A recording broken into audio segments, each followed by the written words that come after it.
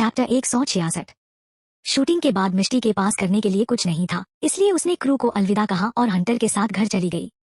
घर आने पर उसे अपने कॉलेज की असाइनमेंट पूरी की।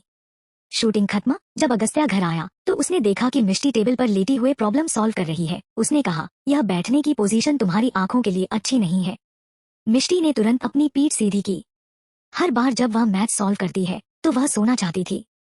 अगस्त्या का सवाल सुनने के बाद उसने कहा, आज की शूटिंग हो चुकी है और मैं अभी वहां से आई हूँ। वह सीधे अगस्त्या के सिर के ऊपर अपना सिर रखकर बैठ गई। अगस्त्या ने मिष्टी को अपने पास खींचा और अपने होंठों से उसके होंठों को बंद कर दिया। अगस्त्या के अचानक हमले से मिष्टी बौखला गई थी। जब अगस्त्या ने मिष्टी की गर्दन को चाटना शुरू किया तो मिष्टी का पूरा शरीर जोर से कांपने लगा और वो अब और नहीं रुक सकती थी। वह अगस्त्या के खिलाफ गिड़गिड़ाने लगी। हालांकि अगस्त्या ने उसे कसकर पकड़ रखा था और जाने नहीं दिया। वह अपना सिर दूर ले जाना चाहती थी, लेकिन अगस्त्या ने अपने दाहिने हाथ से उसका सिर पकड़ लिया था और दूसरा उसकी कमर को कसकर पकड़ रहा था। जितना ज्यादा मिष्टी कांपती किस उतनी ही पैशनेट हो जाती। उनके शरीर आपस में टकरा गए। इसने दोनों को एक सुखद एहसास दिया। मिष्टी ने एक आह भरी जिसने अगस्त्या को और भी ज्यादा इच्छा बढ़ गई। मिष्टी ने फ्लोरल नी लेंथ ड्रेस पहनी हुई थी, इसलिए इसने अगस्त्या को उसके शरीर तक बेहतर एक्सेस दी। अगस्त्या के होंठ उसके बाकी अंगों में चले गए, जैसे उसका गला, कॉलर बोन, शोल्डर क्लीवेज।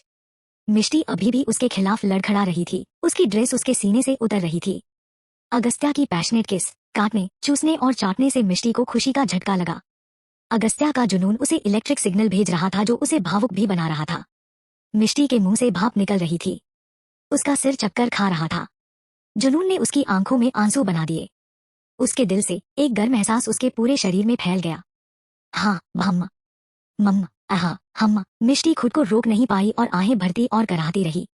उसकी कराह से अगस्त्या उसकी खुशी महसूस कर सकता है। जैसे ही अगस्त्या ने उसकी ओर देखा, उसका चेहरा देखकर अगस्त्या की आंखों में चमक आ गई। अगस्त्या की आंखों में आग, जुनून, भूख सब कुछ मिला हुआ था। इसके बाद वह उसे किस करता रहा। इस बार वह और नीचे चला गया, गर्दन से कॉलर बोन तक, कॉलर बोन से क्लीवेज तक। आह! मिष्टी ने जोर से विलाप किया और अगस्त्या की शर्ट पकड़ ली। अगस्त्या ने उसे तब तक चूमा जब तक मिष्टी के होश उड़ नहीं गए। थोड़ी देर बाद वह एनर्जी से बाहर हो गई और अगस्त्या की बाहों में पिघल गई। कुछ मिनट बाद जब अगस्त्या अपने कला के काम से सेटिस्फाइड हो गया और उसने उसे चूमना बंद कर दिया, उसने मिष्टी की गुलाबी गोरी त्वचा को देखा। कई लाल हिक्की देखकर अगस्त्या ने अपने होठों की सर्विस की तारीफ की। उसने उसके चेहरे को देखा। वो मिष्टी के कानों के पास झुक गया। उसके बाद उसने कहा, तुम्हारा शरीर कला का सबसे सुंदर नमूना है जिसे मैंने अपने जीवन में कभी देखा है। मिष्टी, जिसके पास कोई ताकत नहीं बची थी और अपने मुंह से जोर से सांस ले रही थी, यह देख अगस्त्या थोड़ी देर में मुस्कुराया और उसके बाद धीरे से उसके माथे को चूम लिया। फिर उसने उससे पूछा, क्या तुम्हें भूख लगी है? क्या भूख? I am already full. Mishti में उसे जवाब देने की नहीं थी, लेकिन उसके चेहरे ने उसे धोखा नहीं दिया। कुछ मिनट बाद मिस्टर दीवान, मिसेस दीवान।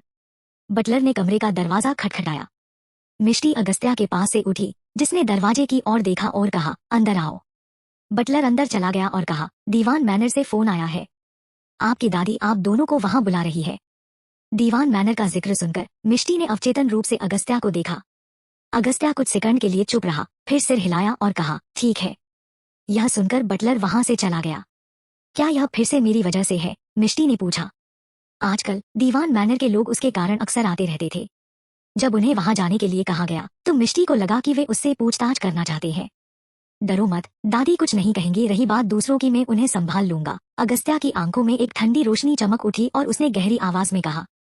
जब मिष्टी ने यह सुना तो उसका दिल थोड़ा गर्म हुआ। जब वे कार में बैठे तो मिष्टी हाथ में स्क्रिप्ट लेकर अगस्त्या के बगल में बैठ गई और उसे ध्यान से देखा। अगस्त्या भौचक्का रह गया और उसके हाथ से स्क्रिप्ट लेने के लिए आगे बढ़ा। अरे! मिष्टी उसे गंभीरता से देख रही थी। यह तुम्हारी आंखों के लिए अच्छा नहीं है। मिष्टी ने बेप्सी से कहा, मुझे कल के सीन के लिए लाइंस याद करनी है, नहीं तो मुझे देर रात तक जागना पड़ेगा और फिर मैं तुम्हारे जल्दी नहीं सो पाऊंगी। यह सुनकर अगस्त्या रुका, फिर स्क्रिप्ट उसके हाथों में रखी और कहा, मैं तुम्हें तनाव नहीं देना चाहता, लेकिन तुम देर रात तक जाग नहीं सकती। तो जब तुम देर रात तक काम करते हो तब तुम न जागने के बारे में क्यों नहीं सोचते? मिष्टी ने नाराजगी में अपनी आंखें घुमाई। अगस्त्या ने महसूस किया कि मिष्टी की बातें रीजनेबल थी। हमारी शादी को लगभग 6 महीने हो चुके हैं और हमने कुल 3 बार किया है। तुम प्रैक्टिस करने के लिए देर रात तक जागती रहती हो और फिर अपनी पढ़ाई शुरू कर देती हो। अगस्त्या बहुत नाराज हुआ और सीरियस हो गया। मिष्टी थोड़ा शर्मा गई। अगस्त्या की कोल्ड प्रोफाइल को देखते हुए उसने अचानक दोषी महसूस किया। क्या अगस्त्या को लगता है कि वह अपनी पढ़ाई को उससे ज्यादा इम्पोर्टेंट देती है? लेकिन उसने भगवान से कसम खाई कि उसकी पत्नी अच्छे ग्रेड वाली हो ताकि बाद में पूछे जाने पर अगस्त्या की आलोचना न हो। मिष्टी ने अगस्त्या के साइड प्रोफाइल पर नजर डाली और कहा, तुम कुछ दिनों से कंपनी के मामलों में बहुत बिजी थे। मुझे यह डर था कि तुम अच्छी तरह से आराम नहीं करोगे और अगले दिन काम करने की एनर्जी नहीं होगी, मिष्टी ने सुझाया। अगस्त्या की कोल्ड सख्त एक्सप्रेशन थोड़ी पिघल गई और उसका दिल थोड़ा नरम हो गया। उसने हाथ बढ़ाया और मिष्टी के सिर को छुआ और धीरे से कहा, मेरी चिंता मत करो। यह देखकर कि उसके चारों ओर का कोल्ड माहौल खत्म होना शुरू हो गया, मिष्टी ने महसूस किया कि अगस्त्या का गुस्सा भी शायद कम हो गया था और उसने चुपके से खुद को धन्यवाद दिया कि वह जानती है कि अगस्त्या के दिल को नरम करने के लिए क्या कहना है। अचानक अगस्त्या को कुछ याद आया और कहा, सोनाली को डॉक्टर ने बचा लिया है, वो मरी नहीं है। मिष्टी इस बात पर जम गई, फिर मुस्कुराई और बोली, अब वह कहाँ है? Secret base. सीक्रेट बेस, मिष्टी ने अपनी ठुड्डी को सहलाया। कोई हैरानी नहीं कि वह इतने लंबे समय से गायब थी और किसी को भी उसका कोई पता नहीं चल पाया था। लोगों को इस बात का भी शक था कि सोनाली शरण लेने के लिए विदेश गई है, इसलिए किसी ने इसके बारे में ज्यादा नहीं सोचा। जब मिष्टी के माता पिता को इस बारे में पता चला तो उनके चेहरे पर कोई एक्सप्रेशन नहीं थे। आखिर वह उनकी बेटी नहीं थी। इसके अलावा सोनाली की हरकतों की वजह से वे दोनों उससे थोड़ी बहुत नफरत करते थे, इसलिए वे अब और परवाह नहीं करना चाहते थे। मैं उससे कब मिल सकती हूँ? मिष्टी ने पूछा। अगस्त्या ने उसकी ओर देखा। वह लंबे समय से जानता था कि मिष्टी को सोनाली पसंद नहीं है। न केवल वह उसे पसंद नहीं करती थी, बल्कि वह उससे नफरत भी करती थी और कभी कभी अपनी नफरत जाहिर करती थी, जिससे अगस्त्या डर जाता था और उसे हैरानी होती थी कि उन दोनों के बीच ऐसा क्या हुआ था जिससे मिष्टी को एक व्यक्ति से इतनी नाराज हो गई थी। अगस्त्या उनके रिश्ते के बारे में सब कुछ जांचा लेकिन एक भी सुराग नहीं मिला। इसलिए अगस्त्या ने महसूस किया कि मिष्टी उससे कुछ छिपा रही थी और शायद इसका उसकी अजीब बीमारी से कुछ लेना देना था जो कभी कभी भड़क जाती थी। उसे देखना चाहती हो? अगस्त्या ने सोनाली की दुखद सिचुएशन बारे में सोचा। वह वास्तव में नहीं चाहता था कि मिष्टी ऐसा खूनी सीन देखे। बेशक मैं उसे देखना चाहती हूँ, मिष्टी कहने से खुद को रोक नहीं सकी। वह उसकी आंखों से देखना चाहती थी कि सोनाली जिस पोजीशन में है, उस पोजीशन में वो अपने पिछले जन्म में थी। उसके पैर टूट गए थे और वो दया की भीख मांग रही थी। अगस्त्या ने उसे फिर से देखा, फिर सिर हिलाया और कहा, मैं तुम्हें कभी वहां ले जाऊंगा, लेकिन मुझे कुछ दिलचस्प मिला है। क्या? मिष्टी ने क्यूरोसिटी से उसकी ओर देखा। सोनाली और उसके लापता पिता के बारे में। अगस्त्या ने अचानक ठंडे खून वाली मुस्कान के साथ कहा, सोनाली बहुत बेरहम है। मिष्टी ने कुछ सोचा और जल्दी से पूछा, क्या मतलब है तुम्हारा? उसने क्या किया? उसने अपने पिता को मार डाला, अगस्त्या ने बेपरवाही से कहा। यह एक बहुत ही भयानक बात थी, लेकिन जब यह अगस्त्या के मुंह से निकला तो ऐसा लगा जैसे यह एक छोटी सी बात थी। मिष्टी की आंखें चौड़ी हो गईं और उसने कुछ झटके से कहा, क्या? कुछ महीने पहले उसके पिता कर्ज से परेशान होने के बाद गायब हो गए। उसे फिर कभी नहीं देखा गया। कुछ समय पहले मैंने सुना कि उसने अपनी सबसे छोटी बेटी को भी सिन्हा परिवार के पास पैसे मांगने के लिए जाने दिया और जब उसे पैसे नहीं मिले तो वह कर्जदारों से छिपने के लिए विदेश चला गया। उसे वहां एक और जुए की लत लग गई और उसका 10 लाख से ज्यादा का कर्ज हो गया। अपनी जान बचाने के लिए उसके पास घर लौटने और सोनाली को धमकाने के अलावा कोई चारा नहीं था। उसने सोनाली को धमकी दी कि वो सिन्हा परिवार को सब बता देगा। अगस्त्या ने गहरी आवाज में जारी रखा। बाद में उनके बीच बहस हुई। सोनाली ने गलती से अपने पिता को सीढ़ियों से नीचे धकेल दिया और वह गिरकर मर गए। सोनाली पकड़े जाने से डरती थी, इसलिए रात के समय उसे घर के नीचे गाड़ दिया, इसलिए उसके पिता फिर कभी नहीं दिखे। मैंने किसी को उसके बताए लोकेशन का पता लगाने और शरीर को खोदने के लिए कहा था। चैप्टर 167। मिष्टी थोड़ा हैरान हुई। अपने पिछले जीवन के बाद उसने सोनाली के पिता को भी कभी नहीं देखा था और अभी भी उस पर ज्यादा ध्यान नहीं दिया था। वह नहीं जानती थी कि वह मर चुका है या जीवित है, लेकिन उसे उम्मीद नहीं थी कि सोनाली इतनी बेरहम होगी कि उसने अपने ही पिता को भी मार डाला। उसने सोनाली को कम आंका था। अब ऐसा लग रहा था कि वह नेचुरली क्रूएल थी और शायद अपनी माँ के गर्भ से उसी तरह पैदा हुई थी। लेकिन अगर यह मामला उजागर हुआ तो उसे अपना शेष जीवन जेल में बिताना होगा। उसने तुमसे कहा था? मिष्टी ने क्यूरोसिटी से पूछा। नहीं, मेरे आदमियों को पता चल गया था, अगस्त्या ने कहा। न। जब मिष्टी ने यह सुना तो उसने समझने में सिर हिलाया। तो वही हुआ। क्या तुम फ्यूचर में सिन्हा ग्रुप को संभालोगी? अगस्त्या ने पूछा। अब सोनाली एक धोखेबाज थी, इसलिए सिन्हा परिवार के पास केवल मिष्टी थी और उसे फ्यूचर में इसे संभालना होगा। मिष्टी नौकरी भी नहीं संभाल सकती थी, इसलिए अगस्त्या वास्तव में उस दिन की कल्पना नहीं कर सकती थी जब वह बॉस बनेगी। मिष्टी का मुंह कांप उठा और उसने कहा, मैंने इस बारे में नहीं सोचा है। अगस्त्या ने उसे देखा और अपनी आंखों में एक हेल्पलेस लुक के साथ कहा, अगर तुम नहीं लेती तो कोई और नहीं है। वेल, मिष्टी यह सुनकर बेचैन थी क्योंकि वह हमेशा सोचती थी कि वह इस बारे में सोचने के लिए बहुत छोटी है। लेकिन जब उसके माता पिता बूढ़े हो गए तो उस कंपनी का क्या होगा जिसे बनाने के लिए उसके माता पिता ने इतनी मेहनत की थी। मेरी एक बहन है। अचानक मिष्टी ने कुछ उदासी के साथ कहा, मुझे नहीं पता कि वह दुनिया में कहाँ है। अगस्त्या अचानक चुप हो गया। उसने कुछ भी नहीं कहा। मिष्टी ने अपने चैलेंजेस पर ध्यान नहीं दिया और फिर से अपना सिर हिला दिया। उसने खुद से कहा, जब मैं बहुत छोटी थी तो मुझे पता था कि मेरी एक बहन भी मेरी ही उम्र की है और जब भी मेरी माँ उसका जिक्र करती तो वह रोने लगती। मैंने भी उसे याद किया और सोचा कि एक दिन अगर वह वापस आती है तो मैं उसे बहुत अच्छे से ट्रीट करूंगी। अंत में साथ में यह बदसूरत दिखने वाली लड़की आई जो मेरे जैसी बिल्कुल नहीं दिखती थी। मेरा उससे कोई संबंध नहीं था, लेकिन माँ और डैड ने कहा कि वह मेरी बहन थी और मैं खुश हो गई। मैंने सोचा था कि हम एक परिवार के रूप में फिर से मिल गए हैं और हम अंत में खुश होंगे, और तब मुझे एहसास हुआ कि यह एक ट्रेजेडी की शुरुआत थी। मिष्टी ने पलकें झपकाई और उन आंसुओं का मुकाबला किया जो बह गए थे। अगस्त्या जानता था कि सोनाली के अराइवल ने मिष्टी के खूबसूरत सपने को पूरी तरह से तोड़ दिया था, और जब उसका दिल मिष्टी के लिए दर्द करता था तो सोनाली के लिए उसकी नफरत बढ़ जाती थी। वह नहीं जानता था कि मिष्टी पिछले जन्म की सोनाली के बारे में बात कर रही थी। कार कुछ देर और चली और दीवान मैनर के गेट पर रुक गई। अगस्त्या ने मिष्टी के लिए दरवाजा खोला। मिष्टी कार से बाहर निकली और अगस्त्या का हाथ थामने के लिए आगे बढ़ी। जैसा कि उसने कुछ कदम उठाए, उसने देखा कि कई महिलाएं महंगे कपड़े पहने हुए हैं और सूट में एक आदमी बात कर रहा है और हंस रहा है। महिलाओं में से एक वर्षा थी जो बीच में खड़ी एक महिला की बाहें पकड़े हुए थी। वर्षा के बगल में जो महिला थी वह उसकी माँ उमा थी। उमा ने अपने पति की बाह पकड़ी हुई थी और उनके चेहरे पर भी एक कोमल मुस्कान थी। मिष्टी की आंखें चमक उठी। वह अपने पिछले जीवन में वर्षा के माता पिता से कुछ बार मिली थी। इन शॉर्ट, वे अच्छे लोग नहीं थे और वे दोनों वर्षा को बहुत पसंद करते थे। अब जब उन्हें पता चला कि उनकी बेटी के मंगेतर से उनकी शादी हो गई है तो उन्होंने लंबे समय तक दुश्मनी पाल रखी थी। और यह मालती ही थी जिसने तीनों का मनोरंजन किया। वे किसी टॉपिक के बारे में बात कर रहे थे जब मालती ने मिष्टी और अगस्त्या को अपनी ओर चलते देखा। उसकी आंखों में एक ठंडी चमक थी। उसने हाथ हिलाया और कहा, अगस्त्या और मिष्टी आ गए हैं। यह सुनकर सभी ने मुड़कर देखा। यह पहली बार था जब वर्षा के माता पिता अमित और उमा ने मिष्टी को देखा। आखिरकार मिष्टी की अगस्त्या से शादी बाहरी लोगों से छिपी हुई थी, इसलिए बहुत से लोग इसके बारे में नहीं जानते थे। पहले तो मिष्टी की फैमिली बैकग्राउंड के बारे में सुनने के बाद उन्होंने उसे गंभीरता से नहीं लिया। किसने सोचा होगा कि एक साधारण परिवार की इतनी साधारण लड़की उनकी बेटी से भिड़ सकती है, और अब उसने उनके परिवार के लिए भी एक बड़ा खतरा पैदा कर दिया है, तो वे कैसे बैठकर देखते रह सकते हैं। जैसे ही उन्होंने एक साधारण सफेद ड्रेस में खूबसूरत दिखने वाली लड़की को अगस्त्या का हाथ पकड़ते हुए देखा, वे दोनों थोड़ा हैरान हुए। यह लड़की वाकई बहुत खूबसूरत थी। यह लड़की वैसी नहीं दिखती थी जैसी उसकी बेटी ने बताई थी। दोनों ने कुछ हैरानी से एक दूसरे को देखा। अगस्त्या मिष्टी के साथ उनके पास पहुंचा और जब उसने उन्हें देखा तो उन्होंने सिर हिलाया और उन्हें ग्रीट करते हुए कहा, अंकल, आंटी। अगस्त्या, मैंने नहीं सोचा था कि मैं तुम्हें आज देखूंगी। उमा मुस्कुराई। फिर अपने बगल में मिष्टी को देखा और कहा, यह मिष्टी है ना? वह बहुत सुंदर है। वर्षा के एक्सप्रेशन डार्क हो गई जब उसने अपनी माँ को अपने ओपोनेंट की तारीफ करते सुना। वह ऐसा कैसे कह सकती है? Thank you, aunty. मिष्टी ने मुस्कुराते हुए अपने चेहरे पर एक मासूम एक्सप्रेशन के साथ अपने सफेद दांत दिखाए। उसके मासूम हाव भाव को देखते हुए यह विश्वास करना कठिन था कि वह एक पेचीदा लड़की थी। वह इतनी मासूम लग रही थी कि उमा उसके लिए चीजों को मुश्किल बनाना नहीं चाहती थी। उमा मुस्कुराई। अगस्त्या, क्या तुम उन्हें मिष्टी से नहीं मिलवाना चाहते? मालती ने कुटिल मुस्कान के साथ कहा।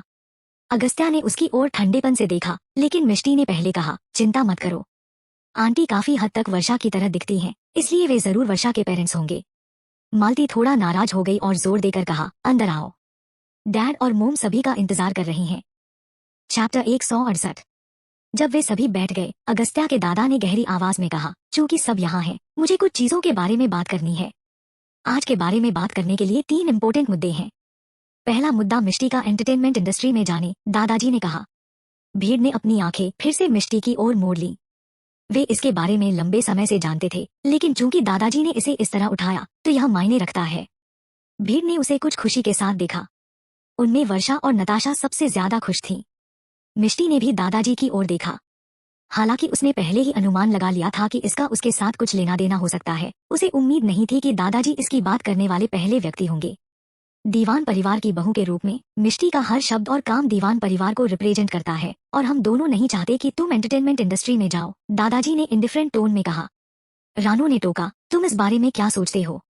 अगस्त्या, तुम्हें मिष्टी के एक्ट्रेस बनने पर कोई आपत्ति नहीं है। सभी ने अगस्त्या की तरफ देखा। अगस्त्या ने टेबल पर अपनी उंगलियों को थपथपाया। उसने अपनी आंखें उठाईं और कहा, जब तक वह इसे पसंद करती है तो क्या हुआ अगर वह एक एक्ट्रेस है। भीड़ ने ठंडी हवा की सांस ली। ऐसा लगता था कि रानू ने अनुमान लगाया था कि वह ऐसा कहेगा, इसलिए उसने बेबसी से अपना सिरनामे हिला दिया। जब दादाजी ने यह सुना तो उन्होंने आईब्रो चढ़ाई और कहा, इस मामले को सुलझाने की जरूरत है। एक, या तो मिष्टी तुरंत एंटरटेनमेंट इंडस्ट्री छोड़ दे और अगदतय की पत्नी के रूप में रहें, या दो, तुम दोनों एक दूसरे को तलाक दे दो। एक बार ये शब्द निकले तो कुछ पल के लिए माहौल ठंडा पड़ गया। मिष्टी का चेहरा डूब गया। अगस्त्या की एक्सप्रेशन शांत थी, लेकिन उसकी आंखों में ठंडक गहरी और गहरी हो गई थी। उसने कहा, तो आपने हमें यहाँ सिर्फ यह कहने के लिए बुलाया है। मैं दीवान परिवार की रेपुटेशन की रक्षा करने की कोशिश कर रहा हूँ। मुझे यकीन है कि तुमने इंटरनेट पर कमेंट्स देखी हैं। अगर तुम मिष्टी साथ पब्लिक में जाते हो तो मैं किसी को दीवान परिवार की बहू के बारे में बात करते हुए नहीं सुनना चाहता। दादाजी ने अपनी आंखें सिकोड़ ली और सख्ती से कहा। मिष्टी ने अपनी हथेलियों को निचोड़ लिया। रेपुटेशन? अगस्त्या अचानक फुसफुसाया। अगस्त्या, तुम बच्चे नहीं हो और मुझे पता है कि मैं जो कहता हूँ उसमें अब वजन नहीं है, लेकिन मैं फिर भी चाहता हूँ कि तुम सुनो। दादाजी ने आह भरी और कहा, ठीक है, अगर तुम खुद परवाह नहीं करते, लेकिन हमारे पूरे परिवार को तुम्हारे साथ साथ शर्मिंदगी का शिकार होना पड़ेगा। क्या दीवान परिवार उसे भूखा मार रहा है या उसके साथ बुरा व्यवहार कर रहा है कि उसे पैसे कमाने के लिए एक शो गर्ल बनने की जरूरत है? विजय ने असंतोष से कहा। अगस्त्या की मुस्कान कोल्ड हो गई और उसने कहा, मुझे लगता है कि कोई भी शर्म शब्द कहने के लायक है, लेकिन आप, जिसका एक बाहरी व्यक्ति के साथ संबंध था और चुपके से एक नाजायज बच्चे को जन्म दिया, वो शर्म शब्द कहने के बिल्कुल भी लायक नहीं है। क्या आपको अपने आप पर शर्म नहीं आती, डैड? विजय का चेहरा डार्क पड़ गया। यह उसके जीवन में बस एक धब्बा था। इस घटना के कारण वह दीवान परिवार की विरासत संभालने के योग्य भी नहीं था और उसने आजीवन अपमान भी अर्जित किया था। इस वजह से उसके अपने बेटे ने भी उसका तिरस्कार किया। विजय को बहुत गुस्सा आया, लेकिन वह अगस्त्या का खंडन नहीं कर सका। बाप और बेटे दुश्मनों की तरह काम कर रहे हो। दादाजी ने दोनों लोगों को रोक दिया। मिष्टी, मैं आज तुम्हारे लिए चीजों को कठिन बनाने की कोशिश नहीं कर रहा हूँ, लेकिन तुम जानती हो, दीवान परिवार में शादी करना बाहर रहने से अलग है और तुम्हें यहाँ के नियमों का पालन करने की जरूरत है। लेकिन मैं तुम्हें एंटरटेनमेंट इंडस्ट्री छोड़ने के लिए जबरदस्ती नहीं करूंगा। मुझे पता है कि यह शादी तुम्हारी मर्जी के खिलाफ थी। अब हम तुम्हें छोड़ने का अवसर दे रहे हैं, और अगर तुम अगस्त्या को पसंद नहीं करती हो तो हम आपको दोष नहीं देंगे। तुम्हारे फ्यूचर की फ्रीडम तुम्हारे हाथों में है, लेकिन अगर तुम हमारे परिवार की मेंबर बनी रहती हो तो तुम दीवान परिवार के नियमों से बंधी रहोगी। इस बारे में सोचो कि तुम क्या चाहती हो और हमें जवाब दो। दोनों दुनियाओं में सर्वश्रेष्ठ जैसी कोई चीज नहीं है। तुम जो चाहते हैं उसे पाने के लिए तुम्हें बाकी चीजों को छोड़ना होगा, और अब एक ऑप्शन दिया गया है। मिष्टी अवाक रह गई। उसने नहीं सोचा था कि यह इतना सीरियस होगा कि उसे दीवान परिवार छोड़ना पड़ेगा। लेकिन मिष्टी बेवकूफ नहीं थी। नौकरी के लिए वह अगस्त्या को छोड़ने के लिए कैसे तैयार हो सकती है? उसका लुक दूसरों को झिझक जैसा लग रहा था। मिष्टी ने एक कोमल मुस्कान के साथ कहा, दादाजी, मैंने अपने हस्बैंड के साथ इस मामले पर चर्चा की है। मेरा एंटरटेनमेंट इंडस्ट्री में जाने का कोई इरादा नहीं है। मैंने केवल पर्सनल कारण से इस वेब सीरीज को एक्सेप्ट किया और अब अपने वचन से पीछे हटना अच्छा नहीं है, इसलिए मैं इस सीरीज को फिनिश करने का इरादा रखती हूँ। इसके बाद मैं किसी अन्य फिल्म या टीवी नाटक पर काम नहीं करूंगी। दादाजी और दादी ने अपने चेहरों पर कुछ हिचकिचाहट के साथ एक दूसरे की ओर देखा। मालती ने यह देखा और आग में घी डालने के लिए उसने झट से कहा, यह एक छोटा सा मामला है। क्या अगस्त्या इसे तुम्हारे लिए आसानी हल नहीं कर सकता? तुम्हें दूसरों की परवाह नहीं करना चाहिए। मिष्टी की निगाहें कई लोगों के चेहरों पर से गुजरी, फिर रानू की ओर मुड़ी और कहा, सबसे पहले, मेरी कार एक्सीडेंट के कारण मैंने शूटिंग में देरी की। मैं दोषी महसूस कर रही थी, इसलिए मैं पूरी सीरीज को ईमानदारी से शूट करना चाहती हूँ, और अगर मैं यह छोटा सा काम नहीं कर सकती तो मैं फ्यूचर में और क्या कर सकती हूँ? अगर आप अभी भी मुझे शूटिंग नहीं करना देना चाहते हैं तो मुझे कोई प्रॉब्लम नहीं है। मैं दीवान परिवार की मैडम बनना बंद कर सकती हूँ। वह धीरे से अपने चेहरे पर एक उदासीन मुस्कान के साथ खड़ी हो गई। Please follow my profile dear reads. Chapter 169। जब दोनों बुजुर्गों ने उसे यह कहते सुना तो उन्हें भी लगा कि वे कुछ ज्यादा ही दूर चले गए हैं। मिष्टी ने पहले ही बहुत कुछ दे दिया था और इस वेब सीरीज के बाद एंटरटेनमेंट इंडस्ट्री में काम नहीं करने का वादा किया था, और वे वास्तव में नहीं चाहते थे कि दोनों तलाक लें, लेकिन बस मिष्टी को धमकी देना चाहते थे ताकि वह एंटरटेनमेंट इंडस्ट्री में काम करना जारी न रखे। अगस्त्या माहौल को हल्का करने के लिए कुछ कहने ही वाला था कि उसने मिष्टी को यह कहते हुए सुना, मैं सिर्फ अपने हस्बैंड की वाइफ बनूंगी। अगस्त्या ने यह सुनकर राहत महसूस की। ठीक है, चूंकि मिष्टी ने कहा है कि वह इस रोल के बाद एंटरटेनमेंट इंडस्ट्री में काम नहीं करेगी, हम उसके प्रति बहुत सख्त नहीं हो सकते हैं, तो चलिए इसे उस पर छोड़ देते हैं, रानू बोली। जब बोलने को तैयार बहुत से लोगों ने यह सुना तो वे केवल नफरत से अपना मुंह बंद कर सके। मुझे आशा है कि मिष्टी तुम जो कह रही हो वह करोगी और अपने शब्द से पीछे नहीं हटोगी, मालती ने उदास टोन में कहा। चिंता मत करो, मैं अपने वचन से पीछे नहीं हटूंगी, मिष्टी ने एक ब्राइट स्माइल के साथ कहा। मालती की आंखें ठंडक से चमक उठीं। मिष्टी से निपटना वास्तव में आसान नहीं था। दादाजी ने खांसते हुए कहा, दूसरी बात श्रीवास्तव परिवार और अगस्त्या के बीच के रिश्ते के बारे में है। पिछली बार कुछ मुद्दों के कारण दोनों परिवारों के बीच संबंध थोड़े कड़वे थे। इस बार हम सभी एक ही टेबल पर बैठे हैं, इसलिए अगर कुछ है तो हमें इसे सुलझाना चाहिए। वर्षा के माता पिता ने एक दूसरे को देखा और फिर मिस्टर श्रीवास्तव उठ खड़े हुए और कहा, पिछली बार वर्षा ने अपना आपा खो दिया और मिष्टी के लिए कुछ आपत्तिजनक बात कह दी, जिससे अगस्त्या नाराज हो गया। हमें आशा है कि वो वर्षा को माफ कर सकता है।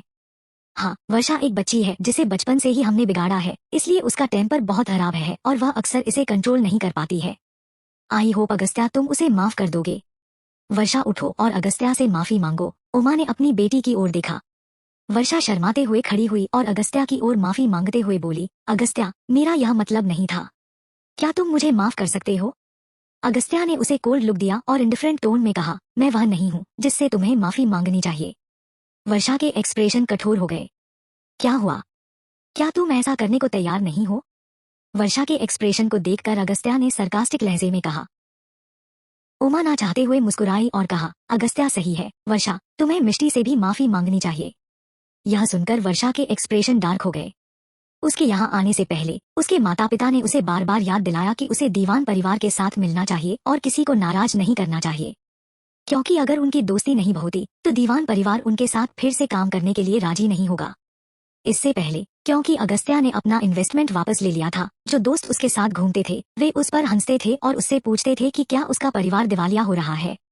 वह वहां अपना सिर भी नहीं रख सकती थी। इसके बारे में सोचते हुए वर्षा ने अपने दांत भींचे और सोचा कि मिष्टी के कारण यह सब कैसे हुआ, लेकिन अब उसे उससे माफी मांगनी पड़ी। यह देखते हुए कि उनकी बेटी अभी भी कुछ नहीं बोल रही थी, उमा ने उसकी चुटकी ली। वर्षा ने ऊपर देखा और देखा कि हर कोई उसे देख रहा था। उसने अपना ध्यान मिष्टी की ओर लगाया और दांतों को भींचते हुए कहा, आई एम सॉरी मिष्टी, कुछ समय पहले जो हुआ उसके लिए मुझे खेद है, इसलिए प्लीज मुझे माफ कर दे। मिष्टी ने मुस्कुराहट के साथ कहा, पहले भी कई चीजें हो चुकी हैं। मिस वर्षा मुझसे किस चीज के लिए माफी मांग रही हैं? वर्षा के एक्सप्रेशन कड़वे हो गए। उमा जल्दी से आगे बढ़ी और माफी मांगते हुए कहा, मिष्टी, मुझे पता है कि वर्षा ने अतीत में बहुत परेशानी पैदा की होगी। मैं उसकी ओर से आपसे ईमानदारी से माफी मांगने के लिए यहाँ हूँ और मुझे उम्मीद है कि आप उसे माफ कर सकती हैं। क्योंकि आंटी आगे आई, मैं पिछले मामलों पर ध्यान नहीं दूंगा, लेकिन मुझे उम्मीद है कि आप अपनी बेटी को कंट्रोल करके रखेंगी। कोई भी महिला जिसे अच्छे से पाला पोसा गया है और जिसके अच्छे संस्कार हैं, वह किसी शादीशुदा आदमी से ज्यादा नहीं चिपकती है। यह न केवल उसका अपमान करेगा बल्कि उसके परिवार को भी इसमें घसीटेगा। मिष्टी उदासीनता से मुस्कुरा रही थी, लेकिन उसके शब्द तीखे थे। वह वर्षा को निहार रही थी, जबकि उसका सरकास्टिक लुक यह कह रहा था कि उसके पास संस्कार की कमी है। आखिरकार वह अगस्त्य को वापस जीतने की कोशिश कर रही थी और उससे शादी करना चाहती थी। जब वे शब्द निकले तो भीड़ के भाव थोड़े अजीब हो गए, लेकिन उन्हें यह मानना पड़ा कि मिष्टी ने जो कहा वो लॉजिकल था। लेकिन कुछ लोगों के कानों में यह विशेष रूप से कठोर लग रही था। वर्षा को लगा कि उसे दीवान परिवार की बहू होना चाहिए और मिष्टी ऐसी बातें कहने के लायक नहीं थी। वह इतनी गुस्सा और नफरत से भरी थी कि वह मिष्टी का गला घोंटकर मार डालना चाहती थी, लेकिन उसकी माँ उसे अपनी निगाहों से चुप कराती रही। वह समझ नहीं पा रही थी कि इस तरह उसका अपमान करने के बाद उसके माता पिता के पास उसके लिए न्याय मांगने की कोई मंशा क्यों नहीं थी। वर्षा इतनी गुस्से में थी कि वह रो पड़ी। नताशा अपनी सबसे अच्छी सहेली को रोते हुए देख आग बबूला हो गई और सीधे खड़ी हो गई। उसने मिष्टी को नाराजगी से देखा और कहा, तुम मिष्टी के बारे में ऐसा कैसे कह सकती हो? मिष्टी, तुम बहुत दूर जा रही हो। बहुत दूर? मिष्टी ने हंसते हुए कहा, क्या मिस नताशा आपको यह सही लगता है कि आपके बॉयफ्रेंड की एक्स गर्लफ्रेंड का आपके बॉयफ्रेंड के सामने इंटीमेट होना नॉर्मल बिहेवियर है? नताशा गुस्से हांफने लगी। रानल एक बार फिर एक शांतिदूत बनने के लिए खड़ी हुई और कहा, मिष्टी की बात भी सही और उसका गुस्सा होना भी जायज है। वर्षा, अब आगे से इन बातों का ख्याल रखना, चलो बस इसे जाने दो। भीड़ ने देखा कि वह थोड़ी गुस्से में थी और वे बहुत ज्यादा कहने की हिम्मत नहीं कर रहे थे। नताशा ने गुस्से में अपना पैर पटका और वापस बैठ गई। वह वर्षा को दिलासा देने की कोशिश कर रही थी। डैड, तीसरी बात क्या है? क्या यह कंपनी के बारे में है? मैं चाहता हूँ कि करण अगस्त्या से कंपनी चलाना सीखे ताकि वह बोझ शेयर करने में मदद कर सके। आप क्या सोचते हैं? विजय यह पूछे बिना नहीं रह सका। वह काफी समय से इस बारे में सोच रहा था, लेकिन उसे ऐसा कहने का अवसर नहीं मिला था। अब सही मौका था। कमरे में इतने सारे लोगों के साथ उसके पिता उसे सम्मान दिखाने से मना नहीं करेंगे। जब तक करण के पास कंपनी के लिए काम करने का मौका है, तो क्या हुआ अगर वह एक नाजायज बच्चा था। बाप जिस बेटे को पहचानता है, वह दीवाना परिवार का उत्तराधिकारी होगा। वह अगस्त्या के शासन से तंग आ चुका था। चैप्टर 170। विजय काफी समय से इस बारे में सोच रहा था, लेकिन उसे ऐसा कहने का अवसर नहीं मिला था। अब सही मौका था। कमरे में इतने सारे लोगों के साथ उसके पिता उसे सम्मान दिखाने से मना नहीं करेंगे। जब तक करण के पास कंपनी के लिए काम करने का मौका है, तो क्या हुआ अगर वह एक नाजायज बच्चा था।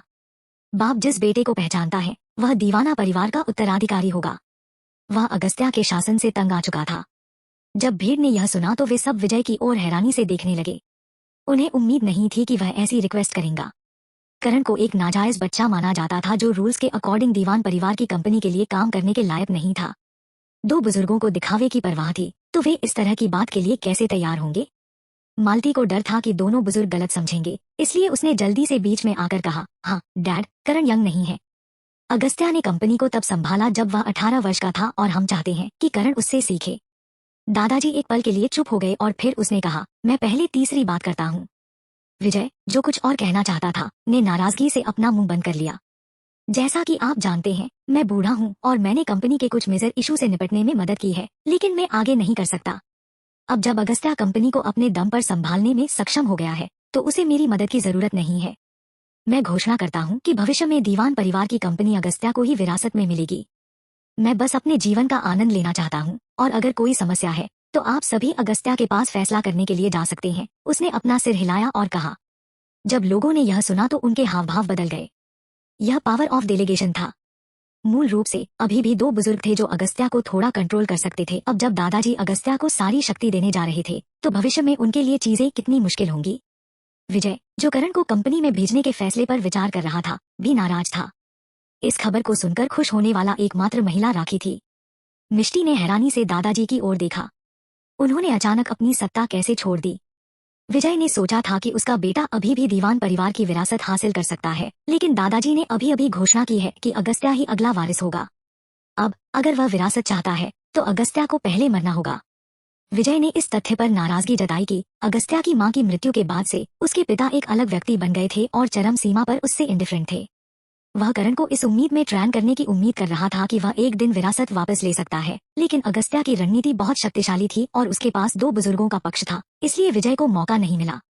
अब वह अपने बेटे को कंपनी में भेजना भी चाहे तो मुश्किल होगा। क्या अगस्त्या अपने सामने भटकते सौतेले भाई को एक्सेप्ट कर सकता है? वह जितना इस बारे में सोचता, उसे उतना ही गुस्सा आता।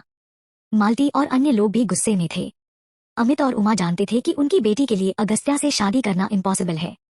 उन्होंने उसकी शादी करण से कराने के बारे में सोचा ताकि उनकी बेटी कम से कम दीवान परिवार में शादी कर सके, लेकिन उन्हें उम्मीद नहीं थी कि अभी करण को कंपनी में आने में परेशानी होगी। अगर उनकी बेटी भविष्य में करण से शादी करती है, तो उसका भविष्य कैसे होगा। वे असमंजस में थे। उन दोनों को इस बात का पछतावा था कि जब अगस्त्या मुश्किल में था तो उन्होंने इतनी जल्दी शादी क्यों तोड़ दी। उनकी बेटी अब तक दीवान परिवार की बहू हो सकती थी। क्या अगस्त्या उसके सामने भटक रहे सौतेले भाई को एक्सेप्ट कर सकता था? वह जितना इस बारे में सोचते, उसे उतना ही गुस्सा आता। मालती और अन्य लोग भी गुस्से में थे। एक छोटी सी गलती हमेशा के लिए पछतावे का कारण बन सकती है। साथ ही विजय, जो हमेशा अगस्त्या के साथ अनबन में रहता था, अगस्त्या से अपने बेटे को कंपनी में शामिल होने देने के लिए भीख मांगने की संभावना कम थी। दोनों बुजुर्गों की भी आईब्रो तन गई और वे इस टॉपिक पर और ज्यादा विचार नहीं करना चाहते थे और बोले, देर हो गई है, चलो खाते हैं। सबको भूख लगी होंगी। लोग गुस्से में थे, लेकिन वे कुछ नहीं कर सकते थे। सबने खामोशी से खाना खाया, लेकिन खुश कुछ ही लोग थे। मिष्टी ने लोगों के चेहरों के हर एक्सप्रेशन को ध्यान से देखा। अपने पिछले जीवन में उसने याद किया कि करण कंपनी में शामिल होने में सफल रहा और यहाँ तक कि मैनेजर का पद भी संभाला, लेकिन इस जीवन में कंपनी की शक्ति अगस्त्या के हाथों में थी। क्या वे करण को कंपनी में शामिल होने देंगे? मिष्टी ऐसा नहीं चाहती थी। वह बस इस बात को लेकर असमंजस में थी कि करण उसके पिछले जन्म में इतनी आसानी से आ गया था, लेकिन इस जीवन में उसे यह बहुत मुश्किल लग रहा था। कुछ देर इस बारे में सोचने के बाद उसे कोई कारण नहीं सूझ रहा था। उसने अपने पिछले जीवन में 3 साल के लिए अगस्त्या से शादी की थी, लेकिन उसने अपने ज्यादातर दिन विला में बिताए। वह बस घर के बाहर की बातों को अनसुना कर देती थी। जो भी हो, घटनाओं का यह वर्तमान मोड़ उसके लिए सेटिस्फाइड था। अगस्त्या अब फैमिली इंचार्ज पर्सन है, इसलिए मेरा सुझाव है कि अगस्त्या मिष्टी को दीवान मैनर में रहने के लिए ले आए। मिष्टी को प्रॉपर एटिकेट सीखने होगा, किरण ने कहा। जब भीड़ ने किरण को सुना तो वे जम गए, फिर मिष्टी को हैरानी से देखा। इससे पहले कि वह कुछ कह पाती, मालती ने कहा, हाँ, 2 बुजुर्गों ने दीवान परिवार को तुम दोनों को संभालने के लिए दिया है, तो अब तुम्हें यहाँ रहना होगा। दीवान मैनर ने हजारों नौकरानियों और बॉडीगार्ड के साथ एक बहुत बड़े एरिया को कवर किया और इसे मैनेज करना बहुत कठिन था। वह देखना चाहती है कि मिष्टी, जो केवल 18 वर्ष की थी, दीवान मैनर को कैसे बदल सकती है। मिष्टी ने जब यह सुना तो वह भी थोड़ा झिझकी। वह इन लोगों से डरती नहीं थी, लेकिन उसे इस तरह की षड्यंत्रकारी जिंदगी पसंद नहीं थी। उसे हर दिन हर तरह के फंदों से खुद को बचाना पड़ेगा, जो बहुत थकाने वाला था। लेकिन क्या ये लोग तब तक नहीं रुकेंगे जब तक कि ताबूत पर कील ठोंक न जाए, और अगर उसने जवाब नहीं दिया तो क्या वे सोचेंगे कि उसे धमकाना आसान था। इसके बारे में सोचते हुए मिष्टी ने अपना सिर हिलाया और कहा, अगर ऐसा है तो फिर मुझे हाँ कहना होगा। मैं यह भी एक्सपीरियंस करना चाहती हूँ कि लोगों को मैनेज करना कैसा होता है। इतना कहकर वो हल्का सा मुस्कुराई। चैप्टर 171। चूंकि तुम यहाँ रहना चाहती हो तो हमें आज रात वापस नहीं जाना चाहिए। कल मैं किसी हमारा सामान लाने के लिए कहूंगा, अगस्त्या ने कहा। अगस्त्या भी यहाँ रहेगा? राखी ने हैरानी से पूछा। 18 साल की उम्र में बाहर जाने के बाद से अगस्त्या कभी भी यहाँ नहीं रुका, क्योंकि इस जगह ने उसके लिए बहुत सारी बुरी यादें समेट रखी थी। सभी को लगा था कि वह अपनी जिंदगी में कभी वापस नहीं आएगा। किरण, मालती और अन्य लोगों ने भी सोचा कि अगस्त्या यहाँ नहीं रुकेगा, जबकि मिष्टी यहाँ रहेगी तो उससे निपटना आसान होगा और उसका सपोर्ट करने वाला कोई नहीं होगा। लेकिन अब अगस्त्या भी यहाँ होगा। कुछ लोग खुश थे तो कुछ दुखी। इस डिनर के दौरान सभी ने अपने अपने विचार रखे। मिष्टी, जो कभी दीवान मैनर में रात भर नहीं रुकी थी, अब रात के खाने के बाद अगस्त्या के कमरे को देखने के लिए थोड़ा एक्साइटेड थी। अगस्त्या कुर्सी से उठा और मिष्टी कहा, मेरे पीछे आओ। मिष्टी ने उसका पीछा दूसरी मंजिल तक किया। इस अजीब माहौल ने कई लोगों को असहज कर दिया, खासकर वर्षा, जिसकी आंखें जलन से भरी थी। वह अगस्त्या को इतने सालों से जानती थी और एक साथ बड़ी हुई थी, लेकिन कभी भी उसके कमरे में कदम रखने का अवसर नहीं मिला था।